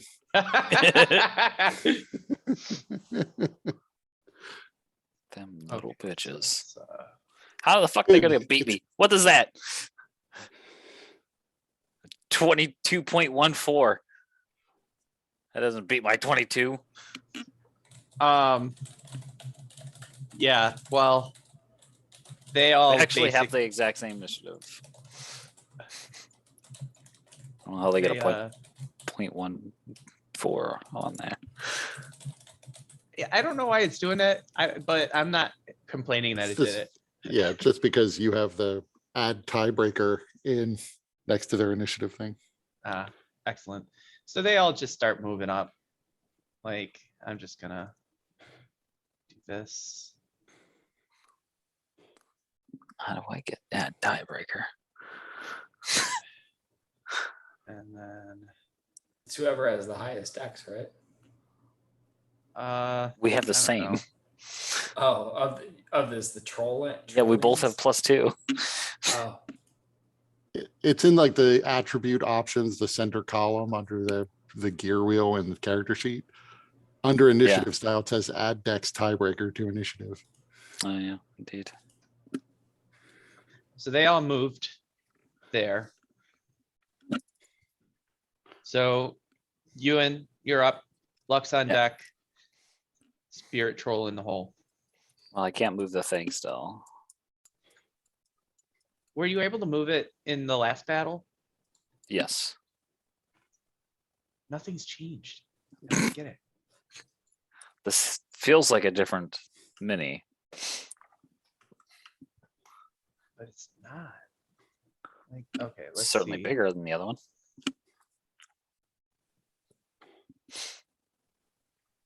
Right, but it's because it was resized for the map.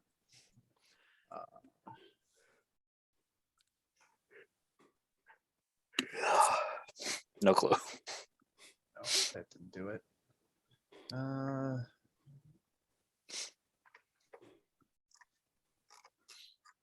Okay, let me try this. I'm just gonna delete everyone. I'll save that. Edit. Now. All right, can you control it now? No.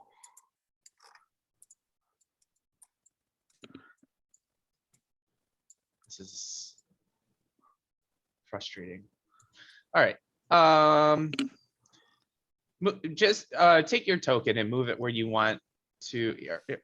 Here. Let's resize your token to be the size of the vehicle. I'm gonna roll over these motherfuckers.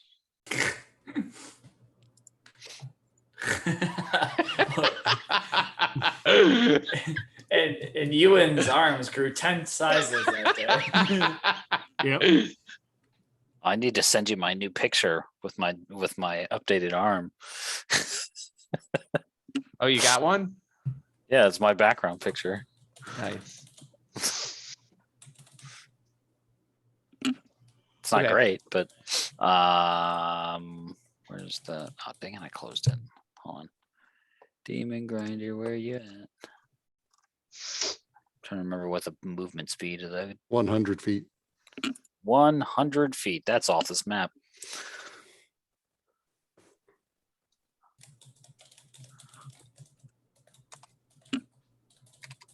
$20, $30.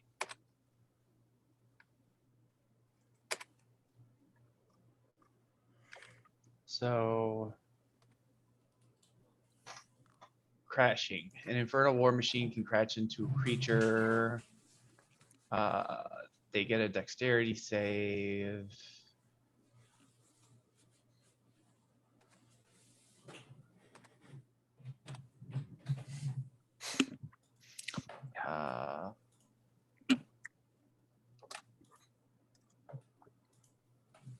And a war machine is at least 2 sizes bigger, can crash.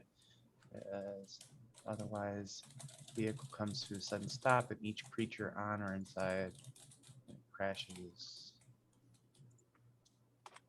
Okay. So you're just crashing into these things left and right. Yeah, I'm just Uh, gonna move and dash right on through them. Okay. So you take that off the map.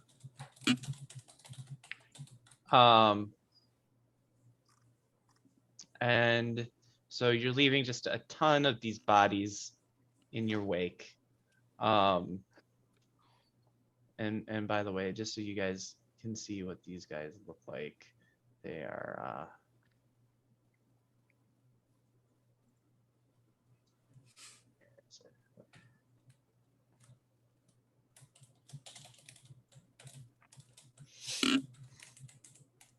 that's what these guys look like. These are all the dudes you just crashed into. Those look like goblins. The Trollians.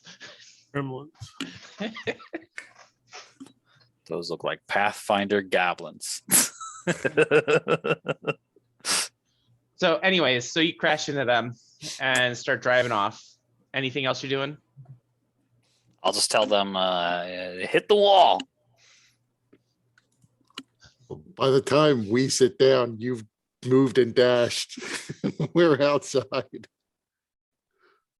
mean, with the lightning. Hit it with the lightning. You can shoot it. Uh, Not my turn anyway.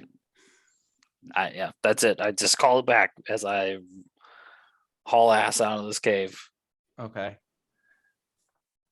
Lux. Well, Ewan said hit it with the lightning, so I guess I have to climb outside and use whatever that weapon is.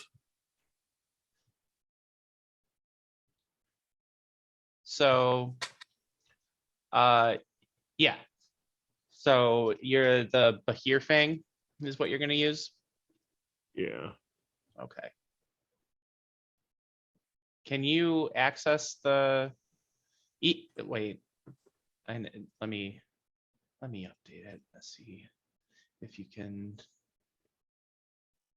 Should be under the section player characters, then vehicles, and then it's party demon grinder or parties demon grinder. Okay. I kind of like party demon grinder a little better, but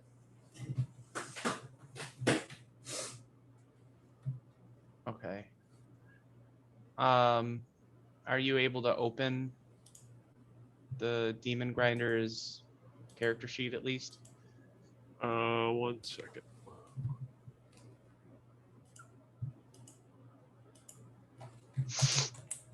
Oh, wait a second. Okay. Yeah.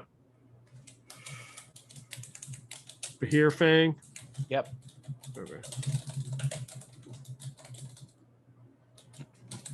All right. So many of the Trollians that managed to get out of the way or survive the wreckage and the carnage of Ewan driving the truck through them are now utterly disintegrated by the lightning emitted by the Bahir Fang.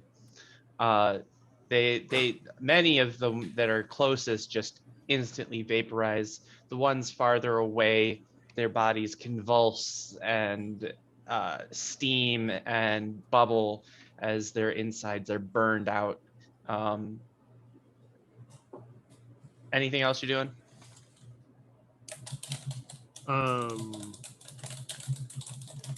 Nope. Okay. I'm assuming it says grants half cover, so I'm assuming I don't need to do anything to get half cover. I have it. Yeah, as long as you're at the station. Okay.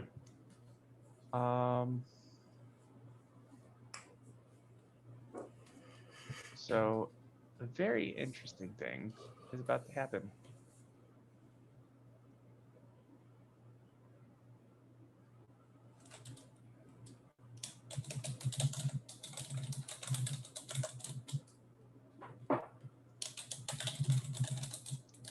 So everybody can see the map now. Vehicle map. Yeah. Inside the vehicle. Yeah. Yeah. Yeah. So I forget which one it is, but the Bahir Fang is one of these seats, Lux. So that's where you'd be sitting. Okay. I'll move back into one of those. Okay. And then Solomon, where are you? And Dagnog, where are you? Where I am on Veg- the map's fine for me. Well, yeah, I'm gonna, Vegnog- yeah, Vegnog's asleep, repairing. So I'm just call for. I need somebody to be my eyes. Yeah. So suddenly, Lux, you see that the big glowing blue troll just kind of disappears. And then all of a sudden there is a bright blue glow within the cabin.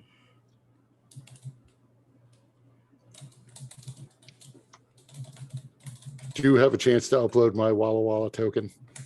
I Because did not. his position may matter. So Yeah. Does he level up? Because he's about to get a kill. so the spirit troll just used his teleportation ability. Wait, what? Oh no, it did Yeah, I haven't been able to see the turn order in a couple turns. I don't know why. that's It was very there strange. on the share screen, but not on my screen. So now I can't see it at all. Yeah, same. That's very strange. Maybe if you close it and reopen it. Shouldn't delete anything when you close it. That's the same. Well, that's another bit of frustration to experience in this game full of things not quite working the way that we want. All right, so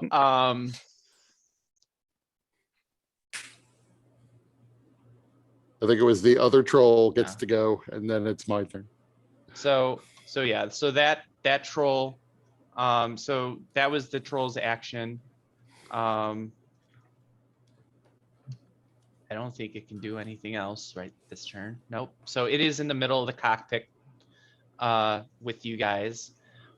Meanwhile, from outside Lux, you can see the other troll that has the lower half in a swirling vortex takes off after you guys, and it seems to be very quickly closing the distance. Despite how fast the demon grinder is moving, it seems like it's moving faster, and it will catch you guys by its next turn. All right. Solomon. So I will use a bonus action to say Baba Zooey and don my armor. Because I'm sure I wasn't wearing it. I think it's an action. The bonus action Okay. is for your shield. Okay, then I will use an action to don my armor, and then I will use a bonus action to don my shield, and then I will use my object interaction to pick up Walla Walla Koala and cradle him behind the shield. All right. We're gonna use because they're insignificant in the fight. We'll use a Trollian for Walla Walla for now. Walla Walla, what big fangs you have. About right. All the better to gnaw Lux's knee, my dear. Telling you, he's a vampire. So anything else you're doing, Solomon? Nope. All right. So Ewan, you're up. Lux on deck. Oh wait a minute. It was Vegnog in the order. Oh, you didn't roll your initiative. Because he was Yeah. asleep. All right. Yeah, so he's not gonna do anything until he's like roused. I would say that the troll popping into existence in front of you would have been something that would have roused you from your inactive state. So if you want to roll initiative now, you can. So would you say that Vexonk's state is now aroused? Yes. All right, I'll pop in the inititive or the. You'll pop in an initiative. I can see his initiative. And no one else's. Yeah, I don't get it. Well, I had a 22. Yeah, so you're up. So it's Ewan is up, Lux is on deck, Vegnog's in the hole. I mean, we're not far out of the cave though right now, right? I mean, you've moved 200 feet. I mean, it took most of that, the first 100, just to get out of the cave. So, yeah, I don't know. I don't know if I want to just like stop here for them fucking trolls to come at us some more. Well, I mean, you can use your bonus action to dash in the vehicle, right? And then you would still have your move action and your regular action.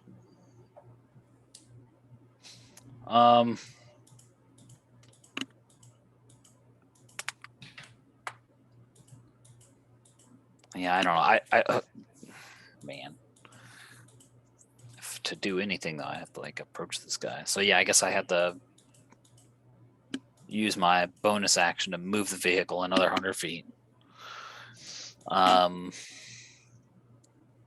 then I guess I'll get up here. My fists are moxie fueled, so I can hit things considered magical weapons here. So I'll just fucking get up. I'll let I'll point it in a direction that's not going to hit anything and let it coast. And then get up and hit this thing a couple times.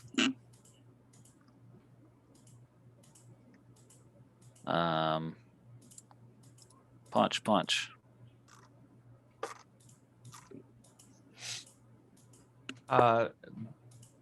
Both technically hit. Your fists travel right through the creature. It's unclear if you've done any damage to it. Considered magical. I understand that. Twice over. Yeah.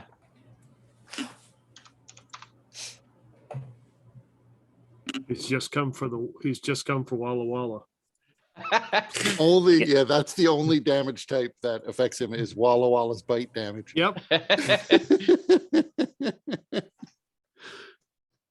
I have a taste that only koalas can satisfy. Anything else you want to do, Ewan? Nope. Not much I could do. Flux is up, Vagnog on deck, Spirit Troll in the hole. Lux, at the Behir thing, the creature that is following in the whirlwind is close enough that you could use the Behir thing on it if you wanted to. But you also hear the commotion going on downstairs. You don't know what it is, but you hear something going on, and you feel the sudden jerking of the vehicle as it comes to a coasting stop. Oh, it stopped. Yeah. Okay. Yeah, I'll shoot this thing again.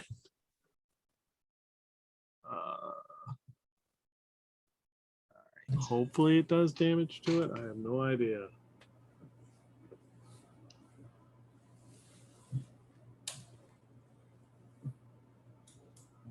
It's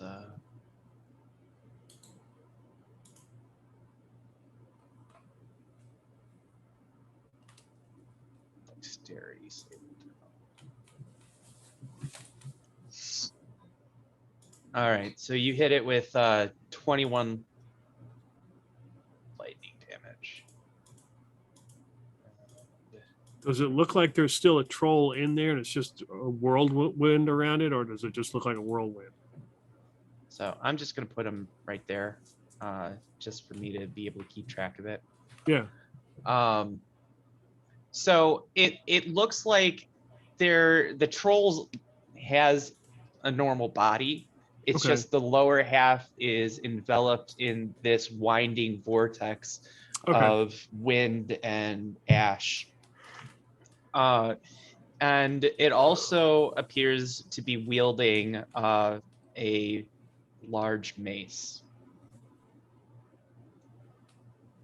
But you hit it square with that lightning.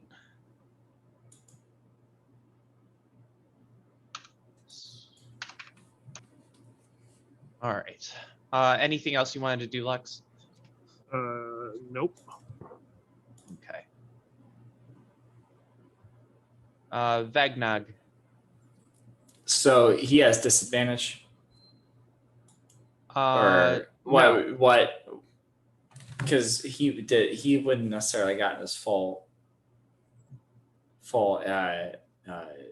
rest period in at this point. Yeah. So I mean, there's no immediate negative effects of that. So I mean, Okay. you're able to operate as normal. You're just really tired and sluggish, but not mechanically no different. So seeing Ewan's results and practicing insanity, he's gonna try slashing at it with a short sword, a warning at the ghost, and the goat. So that misses. Um,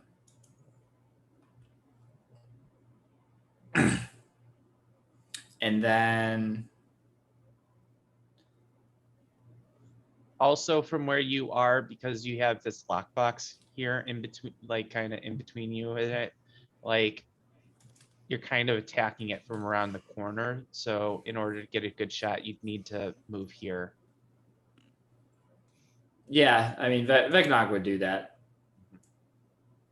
Hop on the chair and strike. Well, it's in the floor.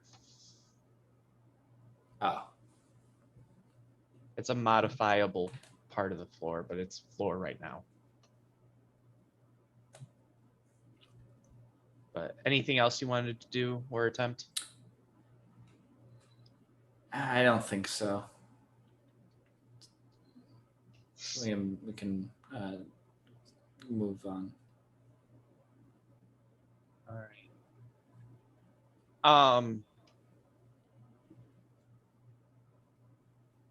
So then it's the spirit troll's turn.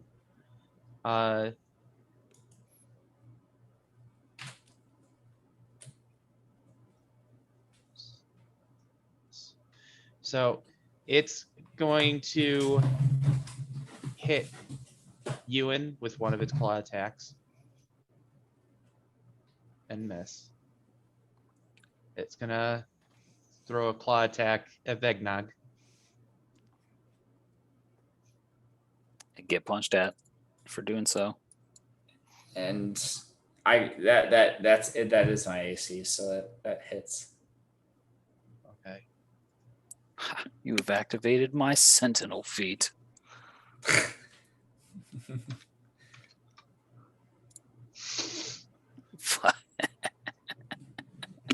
All right. Go ahead and roll to confirm. Shall I roll again? Yes. Okay. Can I action point that motherfucker? I don't know if a 15 is going to hit. I don't know. Have we established that the 15 hits? Do you want to use an action point? I don't know.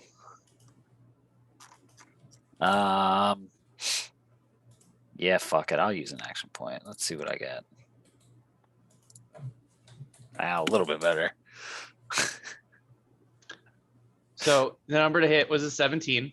God damn it. That was real close. So it's not an automatic kill, but it wouldn't be an automatic kill anyways, because of the unique nature of this thing. But roll your percentile. Let's see.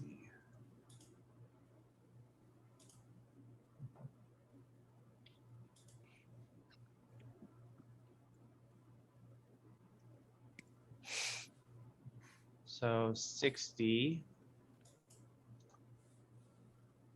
Target immediately takes an additional 1d6 bleed damage. So that's not going to be able to apply to this monster. So go ahead and reroll. 45.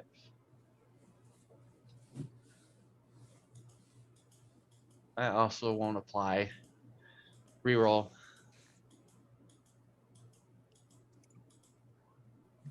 Just going lower. You're fucking me.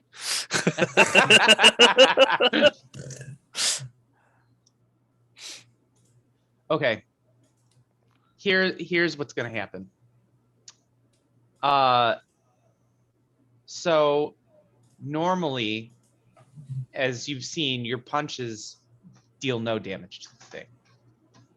But seeing it attack Vegnog, it unlocks some level of protective nature towards your allies, which now they're not only are your fists fueled by moxie, but you've temporarily caused them to be utilizing a different type of energy. And so now for this combat, your punches deal force damage. Okay. And it's also got the dragon shard too. I know. I'm making sure. I know. So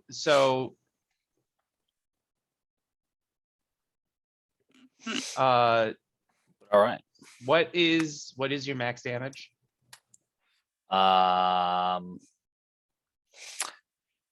It's 8 plus 5. So fuck. Number 13. So 26. All right, so you deal 26 damage to it. And you deal force damage to it. And as you deal that force damage to it, it's your punches are now hitting something as if they were a solid creature in front of you. And it kind of silently screeches. You can see its face like move as if it's yelling, and it turns its full attention towards you now. And so that was, does it with your feet, does it still hit Vegnog? Yeah, no, it only cares about making an attack against something else. Okay. So Vegnog still takes that damage, and now it's going to direct, it was going to direct its bite at Solomon, but now it's purely focused on you.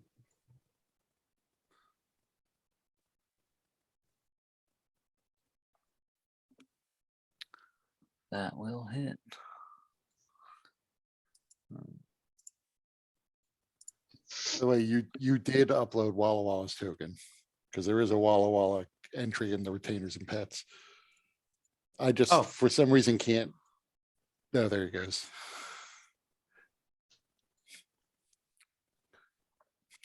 I have to make a wisdom saving throw.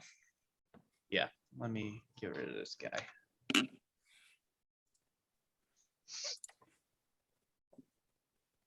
All right. So you are considered poisoned. All right, fine. And I just want to say, when my turn comes, this is going to seem metagamey, but it's actually what I was thinking I was going to do anyway. I was going to try to hit him with Heavenfall, and then cast Spirit Weapon, Spiritual Weapon. Not because you just mentioned force damage. It just was what was in my head when I realized that Ewan couldn't hit him. Mm-hmm. All right. So yeah, that's its turn now. So now the one above attacking Lux, the troll looks at you and it puts its hand forward, and a blast of wind rips through you. So you need to make a strength saving throw. Oh, the good old strength saving throw. Yeah. Is this a spell? It's a spell that's been modified into an ability that's easily rollable. So it does not, that means it does not, is not a candidate for Mage Slayer.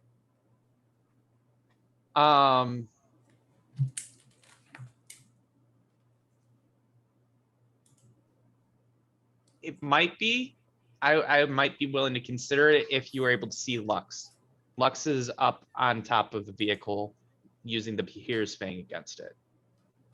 Oh, okay, so it is not in the vehicle, but it's kind of risen through the top. No, so this is this one that Lux is fighting. Oh, okay. Okay, never mind. Yeah. So Lux, you're actually knocked off of the vehicle then. Okay. Or at least you're knocked out of the Bahir Fang station. You can make me an acrobatics check to see if you can stay on the vehicle. Okay. So you're knocked probably like here. What is it, 15 feet?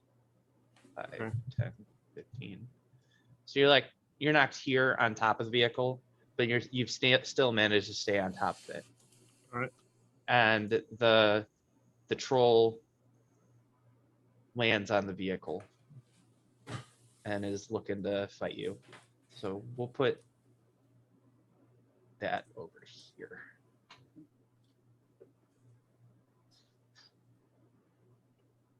Because we got this side fight going now. And that's its turn. Solomon, then Ewan and Lux. Okay, so I am going to just drop Walla Walla behind me.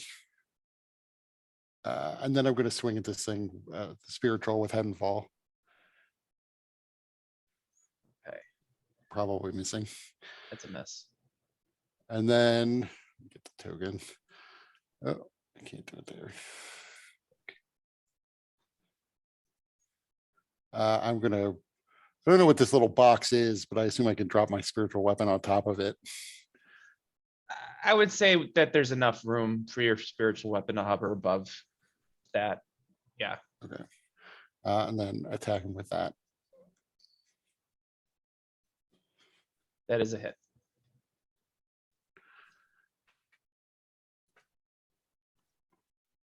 That's my turn.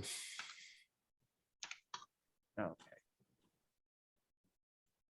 Ewan, you're up. Lux on deck. Vegnag in the hole. Yeah, I'm just gonna hit this guy. Hit, punch, punch, punch. That looks good. Punch. Looks pretty good. It would be if you didn't have disadvantage because you're poisoned. Right, you failed your saving throw. Right.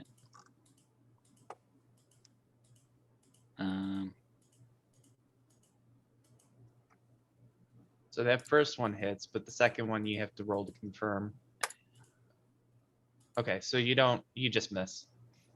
All right. I'll use Moxie to brace up to get some temporary hit points here. Nice. I'll get 14 temporary hit points. That's a bonus action, so. Anything else? End my turn and make my next save to get rid of the poison. Mm-hmm. Still a wisdom save? Yeah, it's wisdom save. The fuck kind of poison is a wisdom save? Not technically poison. It's a poison, the same effect, but it's technically like more of a mind effect. All right. He gave me a headache. Essentially, yes. What a dick. Well, Alright. I failed it. All right, Lux, you're up. Vegnag on deck, spiritual in the hole. Yeah, So- migraine spell would be great. I never thought of it before. Yeah. So is this a constant air blast or just one? Or is it?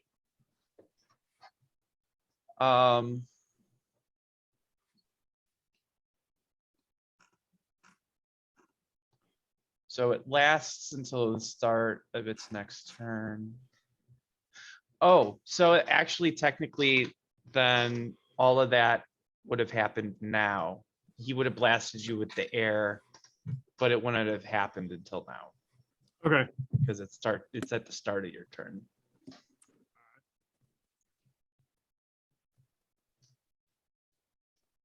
So But yeah, good call. So you don't have to worry about the air blast, but it is still going.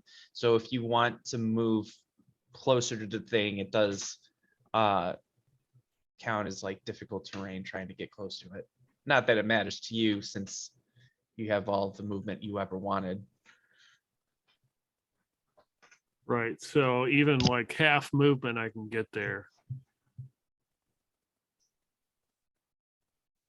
Because he's like 20 feet from me. So if it's double, so I can move 40, so I should be able to get to him. Yeah.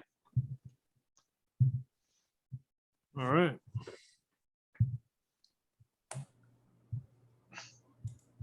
Punch. Hit. All right. Now try a stunning strike. Use a key point. Key kind.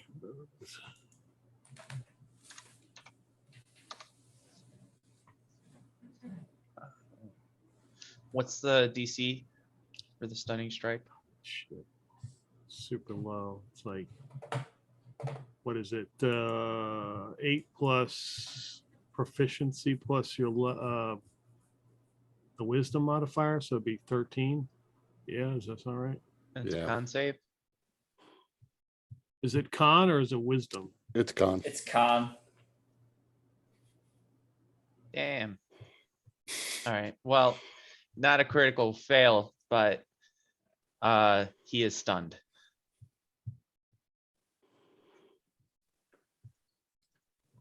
Okay. Now lay into him.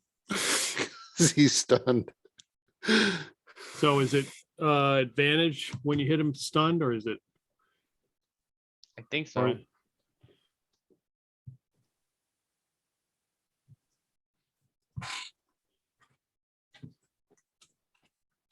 Conditions, stunned. Can't move. Automatically fails strength and dex. Attack rolls have advantage. second attack. God.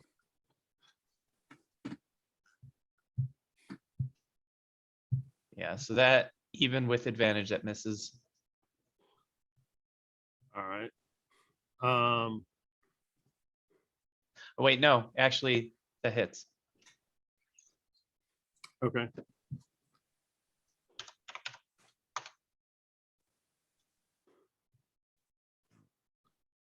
I'm going to burn an action point to take a whole new action and then punch him 2 more Could times. do- Yeah, right? No. Could do another Kai point to flurry of blows.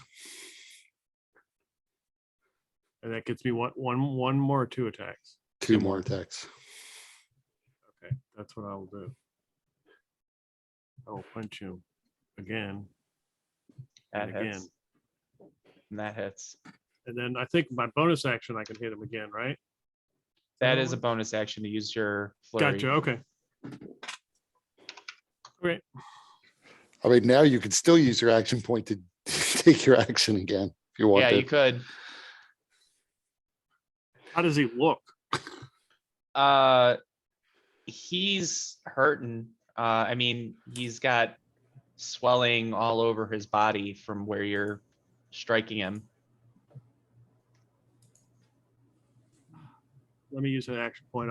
So I get 2 more attacks. Yeah. Yeah, 2 more punches. yeah. Oof. Just That's a barely. hit. And that's a hit.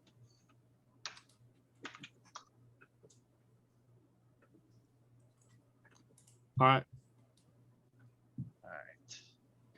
So Lux, you just punch and kick and slam the dude all which way, and he's just kind of like his lights are. He's seeing stars and just like whoa. Vagnog, you're up. Spirit troll on deck. Wind troll in the hole. Meanwhile, all of us below are not nearly as effective. Yeah. I take my ineffective short sword and try it again. But actually, first, let's see. Well, I guess it doesn't really matter. So I'm yeah, I was going to attack it again.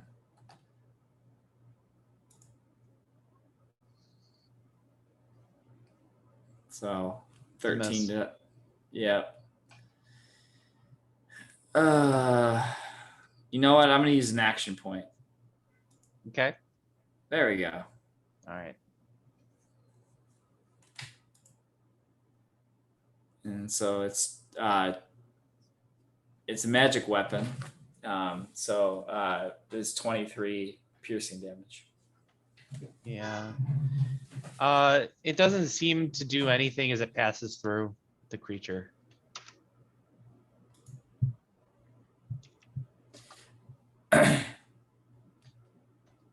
Need you to stop teaching you these fucking dice games and teach you to commune with the plane of whiplash as he has. Yeah. Yeah. Yeah.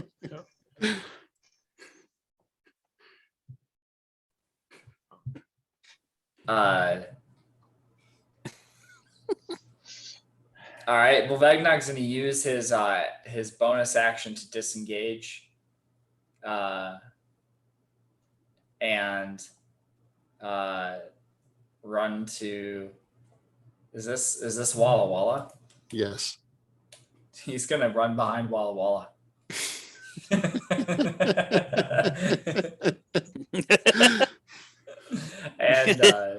that'll be his turn. Wait, that's not where Walla Walla is on mine.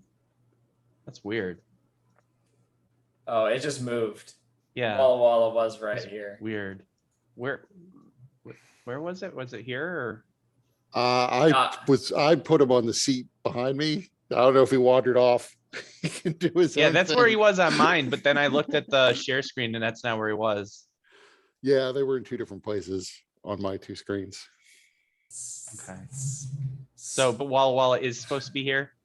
Yeah, like I Okay. said, unless he's doing his own thing. I don't know what he's doing. He is tied to me by 10 feet of rope, though. Around his neck. So that should probably limit his ability to move. All right. Well, then I guess he's not behind Walla Walla. So Okay. he's just here in the corner. Anything else you want to do, Big Nog? Nope, that's it. That's it. Okay.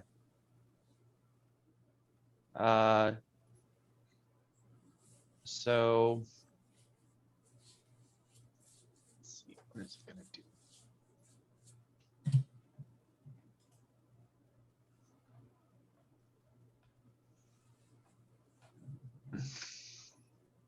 Yeah, it is really just incredibly angry at Ewan for all the pain that it's endured because of him.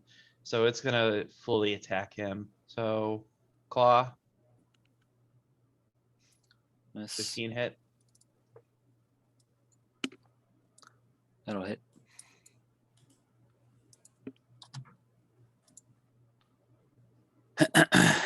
Bite still hits.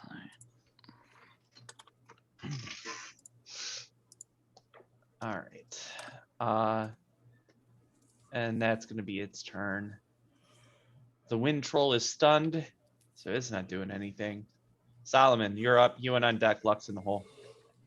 So I strike out again with Heaven's Fall.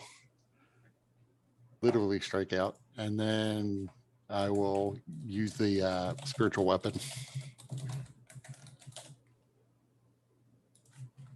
Or I will click on it and we'll do nothing.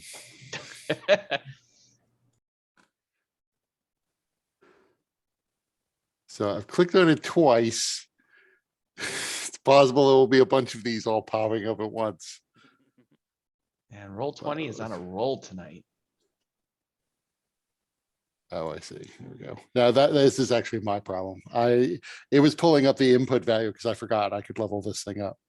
And Oh. so I probably have multiple little level up screens. I'm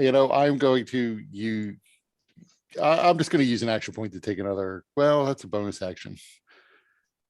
You can Can't still really use an reroll that action one. point. You can do an action point to take another bonus action. Okay, I will do that. Oh well.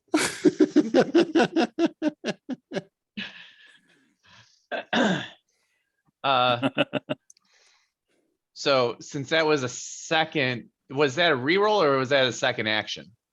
That was a reroll. Okay. All right, so you could take the better of the two then, and you don't have to worry about a critical fail chance. Anything else you want to do? Nope, that's my useless action. All right, you and you're up. Lux on deck, Vegnog in the hole. Alrighty. I want to punch it a couple times some more. That's a Looks hit. good. That looks like a That's miss. a miss. Jesus Christ, man.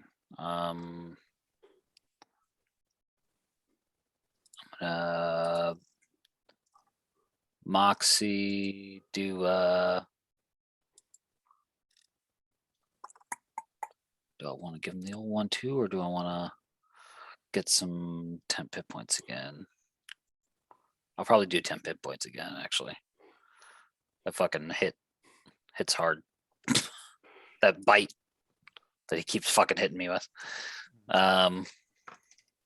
Yeah, so I'm gonna brace up some more, get 16 points of temporary hit points this time.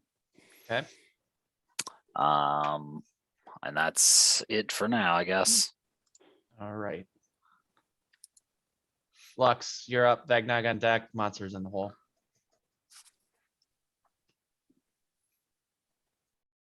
There we go. Boom. Hit him again. That one's a miss. Oh, man. He's stunned. Until the start of your next turn. He's no longer stunned. I thought it was the end of the next turn. Oh, wait, is Yeah. it? I think it's Yeah. yeah. He's stunned and then. Oh, okay, yeah. So then that one hits. And he goes down.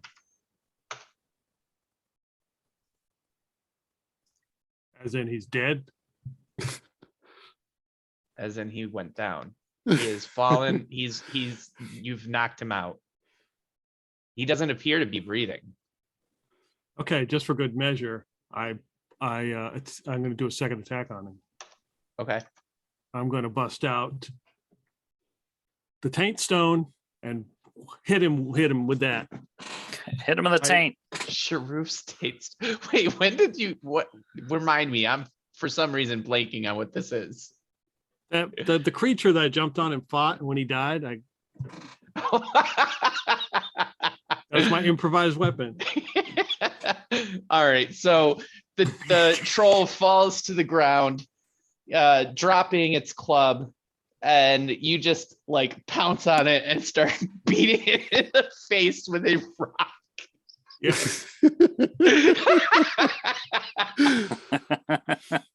It's offensive. It's not just a rock, it's a taint stone. Oh, that's right. The creature was called the Sharoof. That's right. All right. Vagnog, you're up. Spirit troll on deck. Wind troll is dead-ish. So Vegnog's gonna try option 2 in his inventory. He's going to pull out a crossbow and load it with a silver arrow. Okay. It was silver, right? Yeah, so with a silver bolt. Careful where you aim that thing. And he's gonna shoot it and try not to hit Ewan.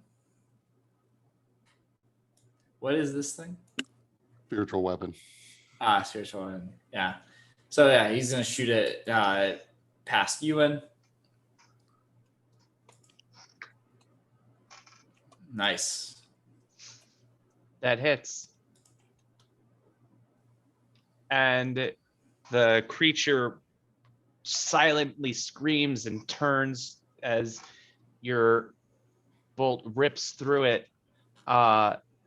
And in its scream, it turns at you and it slowly begins to fade from existence.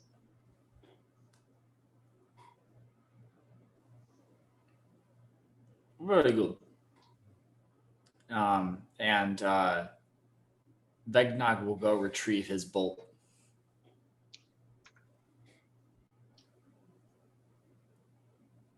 And that'll be his turn. He's up here now. All right. So now, They still the little ones still fucking chasing us right now. well, Nope. Whatever that- was left of them. We ran over a bunch, so Yeah, and I hit him with the thing, and it burned the rest of them up. I mean, there's still like probably 10 or so that are still chasing you, but they're still far ways away. They got little legs. They don't carry them very far. So Lux, as you beat the creature, it appears to heal itself. And it wakes up, regaining consciousness, and tries to knock you off of it. So Okay. give me a strength check. Or I guess you could use dexterity too. Athletics or acrobatics. Okay. I'm definitely gonna use acrobatics. Okay, so it's not able to knock you off, so it's going to remain prone, and so it's going to attack you with its claws and bites, but it's going to be at disadvantage. So that misses. That misses. That misses. oh, I forgot to make my save. Well, I'm thinking about it. Hey, all right, cool. So you guys can hear that there's something going on up on the roof.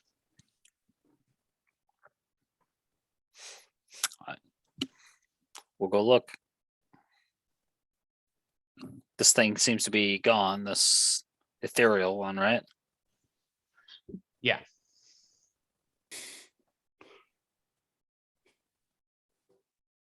So whose turn is it? Oh, sorry, Solomon, then Ewan, and then Lux.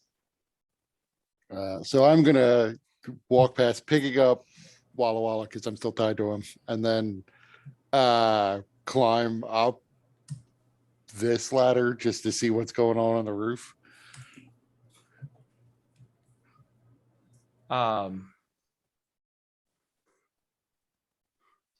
So you look, so let's move it a little bit. Let's move it up here.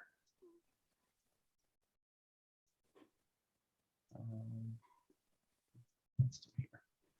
So you're basically right here, and you look over and you see Lux on top of this giant troll, bashing it with a rock as it flails at Lux. Then I would climb up the rest of the way and then move towards it to attack. Okay, I'm not exactly sure how much movement I use to do all that. you have enough to do it. Okay. So you have advantage because it's prone right now. So with that, you smash Heaven's Fall into its face, and it goes still. If I had free hands, I would do. There, it is dead. Just give it a minute. It'll come back.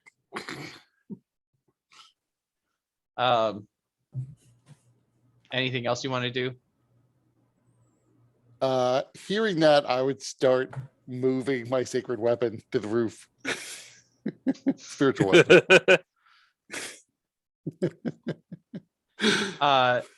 I would say if you that you could have it just kind of, because this is kind of your lair. I consider this similar to your guys' lair. So I would say that you can just have it phase up through the ceiling and have it appear here if you want, or wherever near the creature.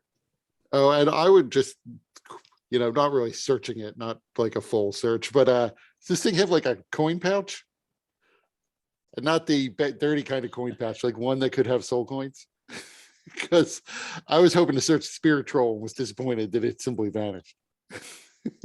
I mean, it does appear to be wearing like clothes of a sort, and it could be carrying something, but in the current state, you can't be sure. Okay. So that's my turn. Now just waiting for it to wake up again.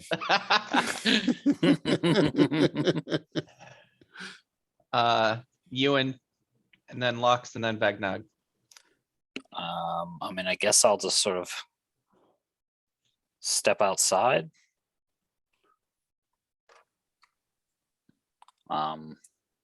Just be like, come on, let's go. There's a troll up here. We're trying to keep killed. I told you they're hard to kill.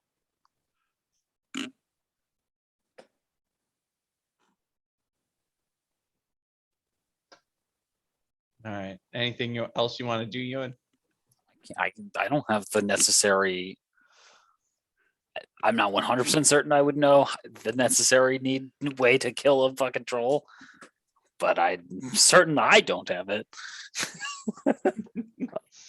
Come on, I'll just fucking roll over it. Let's go. All right, Lux.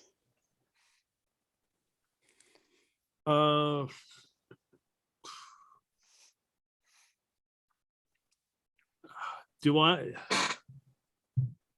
mean, I guess that'd be the question. It's like, do we know how to kill a troll? Is that common knowledge? Is that a roll? Is that what?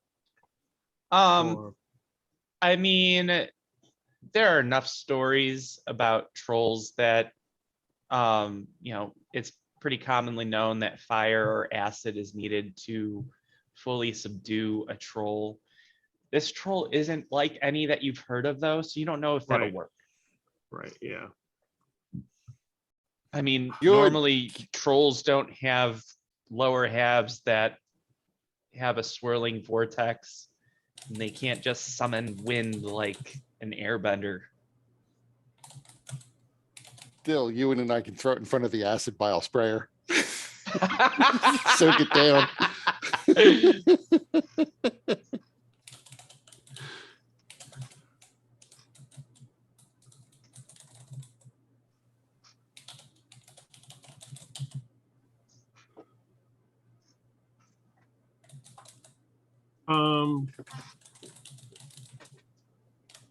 I mean, for what it's worth, if Lux is just standing there, I would say, see if he has soul coins.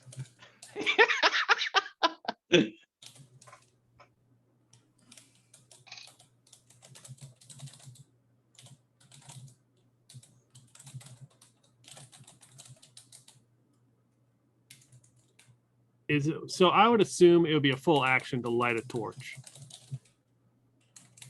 Yes. Can I light a torch and cram it in his mouth?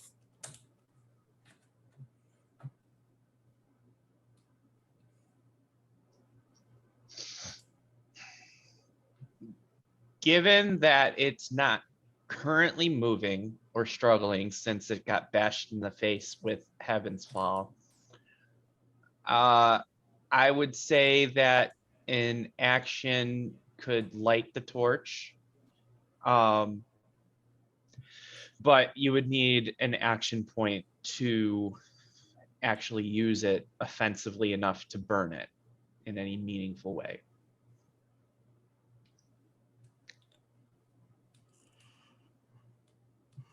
Sure.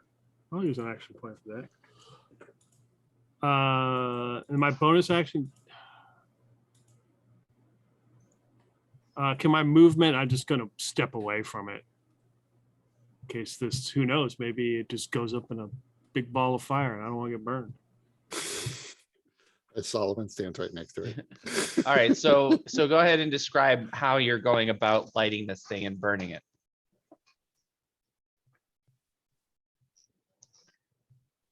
I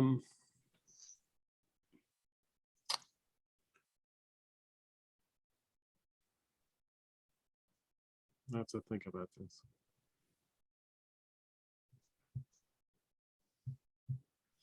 So I guess I've got my backpack, so I pull out a torch and light it with the tinderbox, and then as soon as it ignites, I cram it into its mouth and then do a backflip off of it and move away, hoping it will just go up in a big fireball. It doesn't go up in a big fireball, but the fire does spread across things entire head until it's basically like a campfire where its shoulders are. And I yell, "You'll burn our soul coins!" And now it's a wind-blown fire troll. And I would look for whatever weapon it had. I'm sure it dropped it. Yeah. It's a mace. Okay. So interestingly enough, the mace seemed much larger in its hands, but as you go to grab it, the mace seems perfectly fitted for yours. Okay. She's like, "No, change back." It's smacking it on the roof.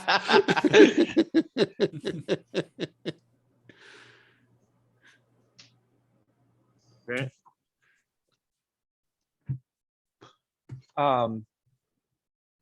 Lux, what languages do you read? Please, did I actually write these down? Oh, I did. Orc and goblin. Damn it! Why'd you do that? Yeah, Orc, Goblin, Elvish. Okay. I would say the goblin gives you enough because it has a name inscribed in it. You're guessing it's probably the name of a weapon, of the weapon, I should say. Okay. And its name is Mawari. Can you put that in the chat? Stop it, Ted Cooper. Fine, I'll throw the ball.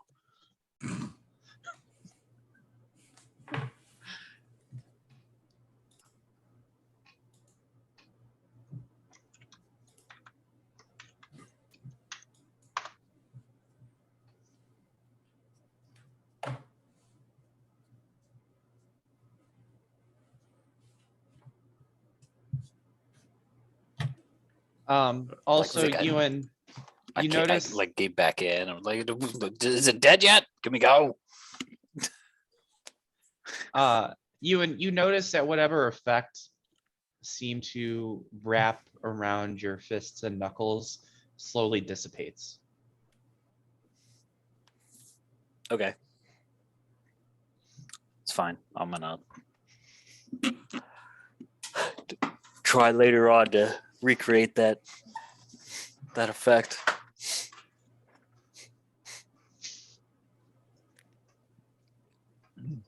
Was there like a visual indicator? Is it just like a feeling in the fists? It's your character. What do you feel like makes sense? Or what would you like to have seen it look like? I don't know. Feel like Little pink Armstrong diamonds hovering in the air around your fists.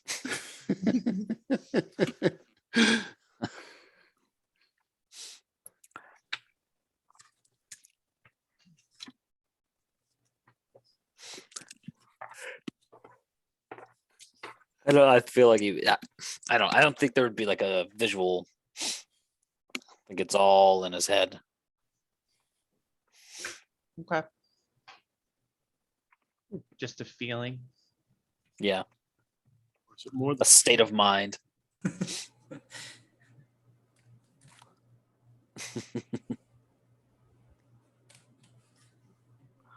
Where there's a will, there's a way, sort of thing.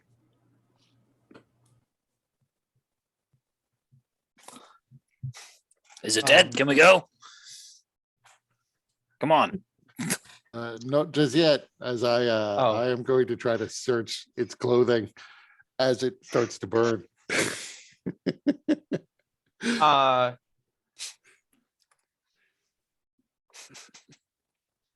Give me an investigation check. Yeah, I'm the worst at this. Oh, that's the wrong one. There you go, 5.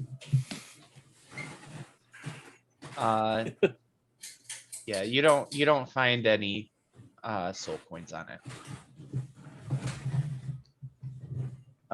You find a lot of bones and foul, pungent substances that it seems to be carrying. But nothing of any value aside from the weapon that it was wielding. Okay, then I will just kick it off so that it's not burning on the roof. Okay. It is quite a feat since it is a large creature, but after a while, and especially if Lux helps you, yeah, no. unlikely. Yeah. Solomon's got this. So, but yeah, after you're able to get it, knock it off of the vehicle, because of where it is, it kind of bounces off of the wheel well before landing on the ground, which I don't know, depending on your tastes, may be satisfying. Meanwhile, everybody at that point notices the little trollians nearing the vehicle. Okay. I walk up with the mace in my hand, tell them to bow. I hold it up in the air. This could end with a small army or with you covered with trollians.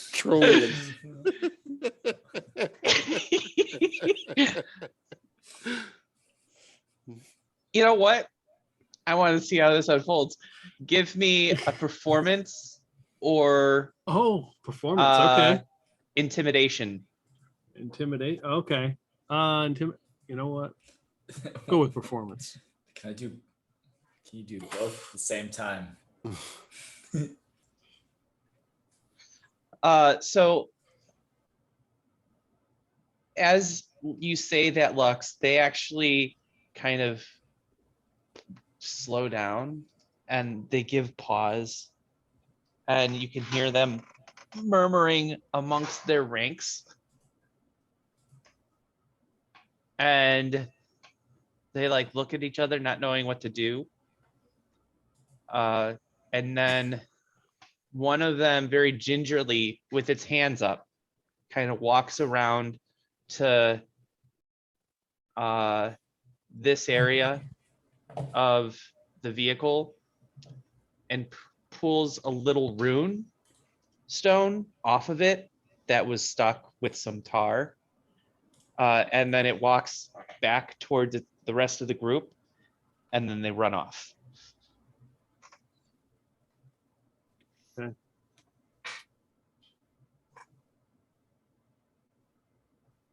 See? And as they run off, they go meep meep meep meep meep.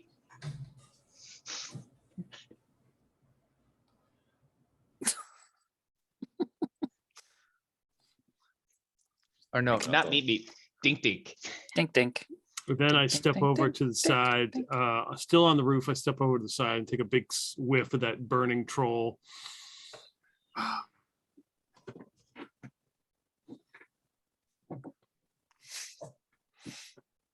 I don't want to see you get high on the troll, so I'll be leaving now.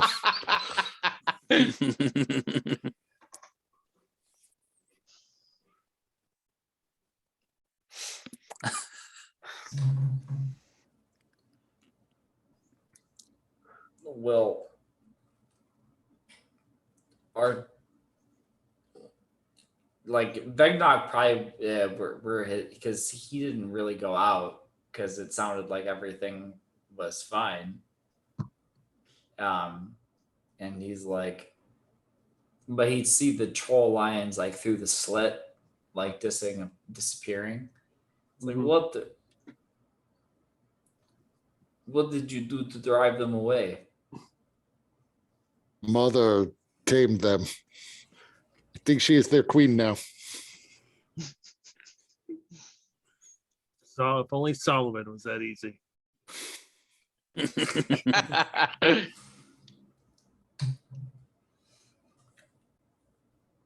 Very have good. Mirari now. Or is it Morar? Ferrari. Oh. Moari. God damn it, that was a coincidence, but it's a good one.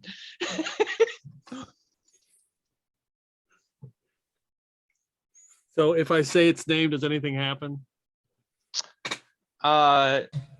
You can feel the power of the name resonate in the thing, but you need to do some study with it in order to access the power, Oh, okay. i.e. you need to attune to it.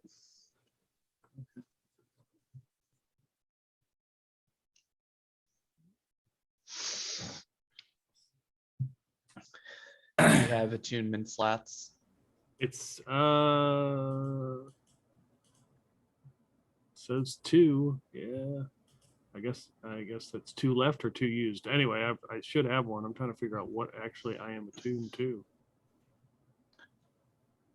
It wouldn't be. No. For your magic items, it should say whether or not it requires an attunement slot. Figure out if I. Where it says like, The ring of jumping requires attunement. Ah, there we go. That's the magic item I have. Ring of jumping. Thank you. okay, Yeah, I don't think I have anything else that requires attunement. so That's the taint stone counts. is that considered magical? Or is it I- just, did I no, say it's- it's just a No, stone? it's just a. Okay. Just Just a ma- trophy weapon. Magical Yes. in her mind. Oh yeah, All right. So Hey, you try hard enough, it will be magical. that's right. If we have learned anything today, Believe if you believe. and roll 2 Power. natural 20s in a row. so this is the weapon.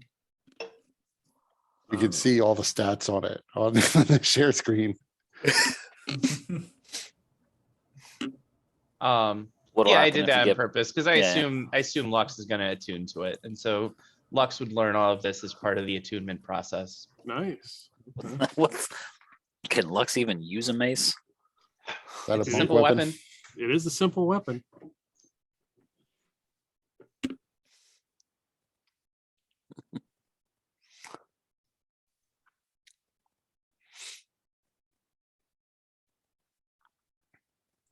So Yeah, okay. It's a frost brand on a mace.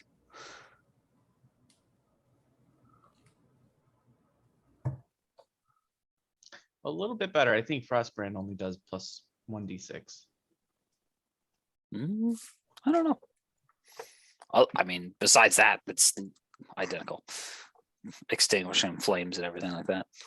Yeah, I mean, it's pretty obvious. I used Frostbrand as the basis. But I felt But will she soul- even want to use a weapon that makes her feel colder? That is a good point. You are right.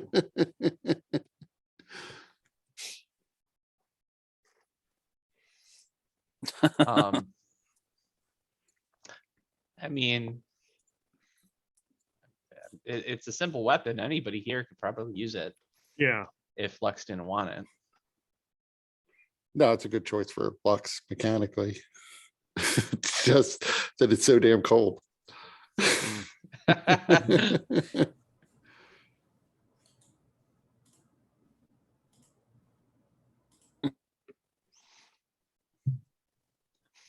I could I could have a boomerang in one hand and that mace in the other. It'd be funny. What the hell is this guy's fighting style?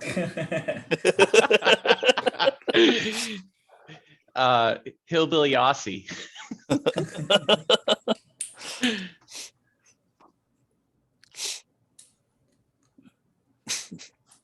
Well,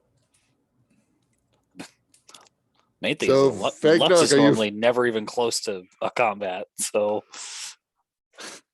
Vegnog, I assume you are feeling well rested. no. Not as well as I need to be. But I can rest on I can rest if one of you are willing to drive.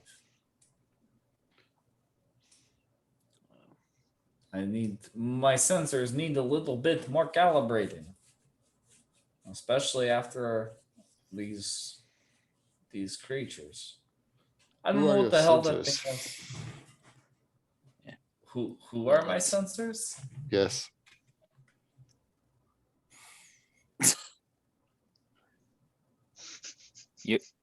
don't worry about it, Vegnog. He's not going to get it. Let's take a quick breather, and we'll get back on the road. Meaning, let's take a short rest.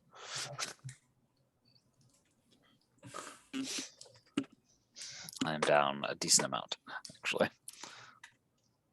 I'm fine. So I'm gonna get in the driver's seat and start driving towards the bridge or whatever direction we were headed. Because I don't really understand the map. Okay. I So- can navigate, I guess. I mean, I can point him in the direction. Okay. Well, I just take a moment. I don't know. Okay, so let me keep track of that. So we've gotten one more day into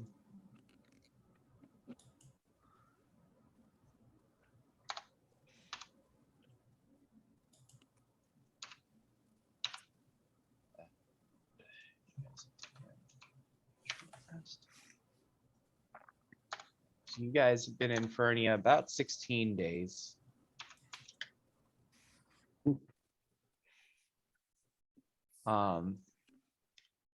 You got 8.5 soul coin that's left and 25 more days of provisions.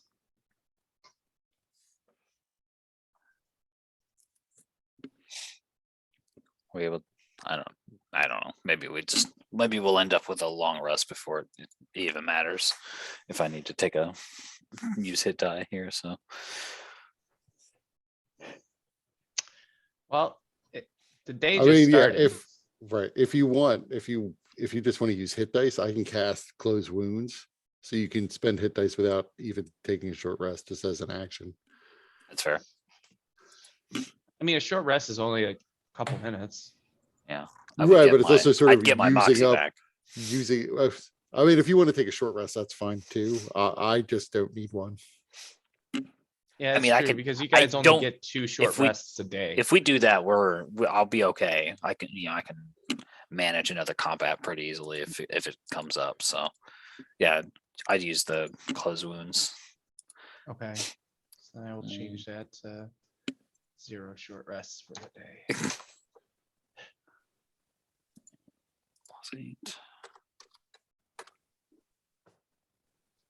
I can use any number of them. Yep. Nice. There's a good one.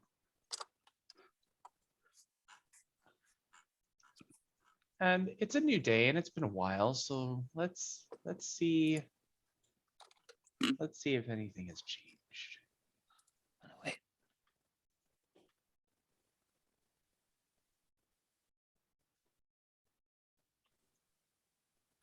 I almost forgot. I have the perioperative wound closure.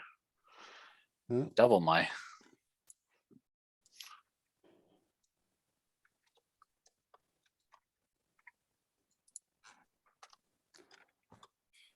Actually, it's interesting to reread closed wounds because I forgot that they have to have at least one hit point, and I don't know what that means in the realm of vitality.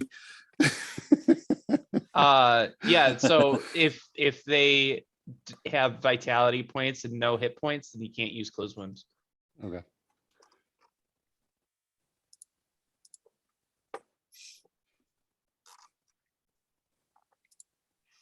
That was very handy. Money well spent.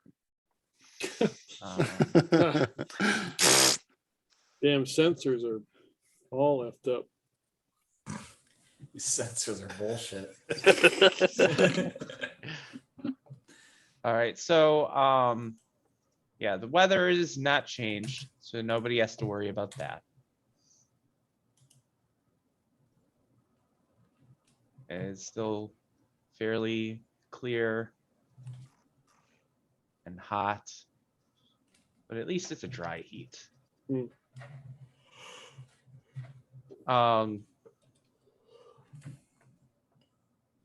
So is there anything else that you guys are doing as you go to approach the realm of the shadow of death?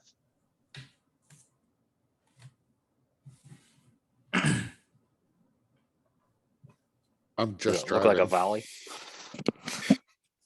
What's that? Oh, that. He asked if it looks like a valley. I will stop at some point to like tie Walla Walla Koala's leash to like my mother's arm, and then go back to driving.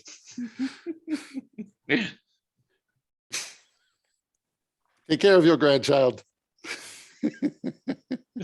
or as close as you'll ever get.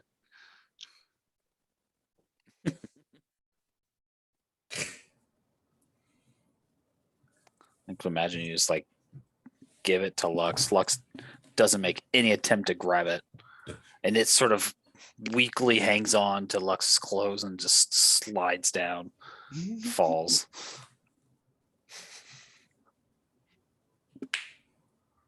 Yeah, I mean, I wouldn't assume she's going to like pick it up and carry it. That's why I had to tie it to her wrist.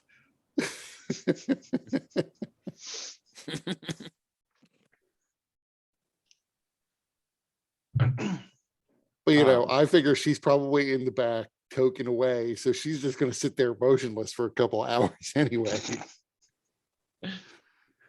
Fair, very fair. And Vegnog's going to be also motionless.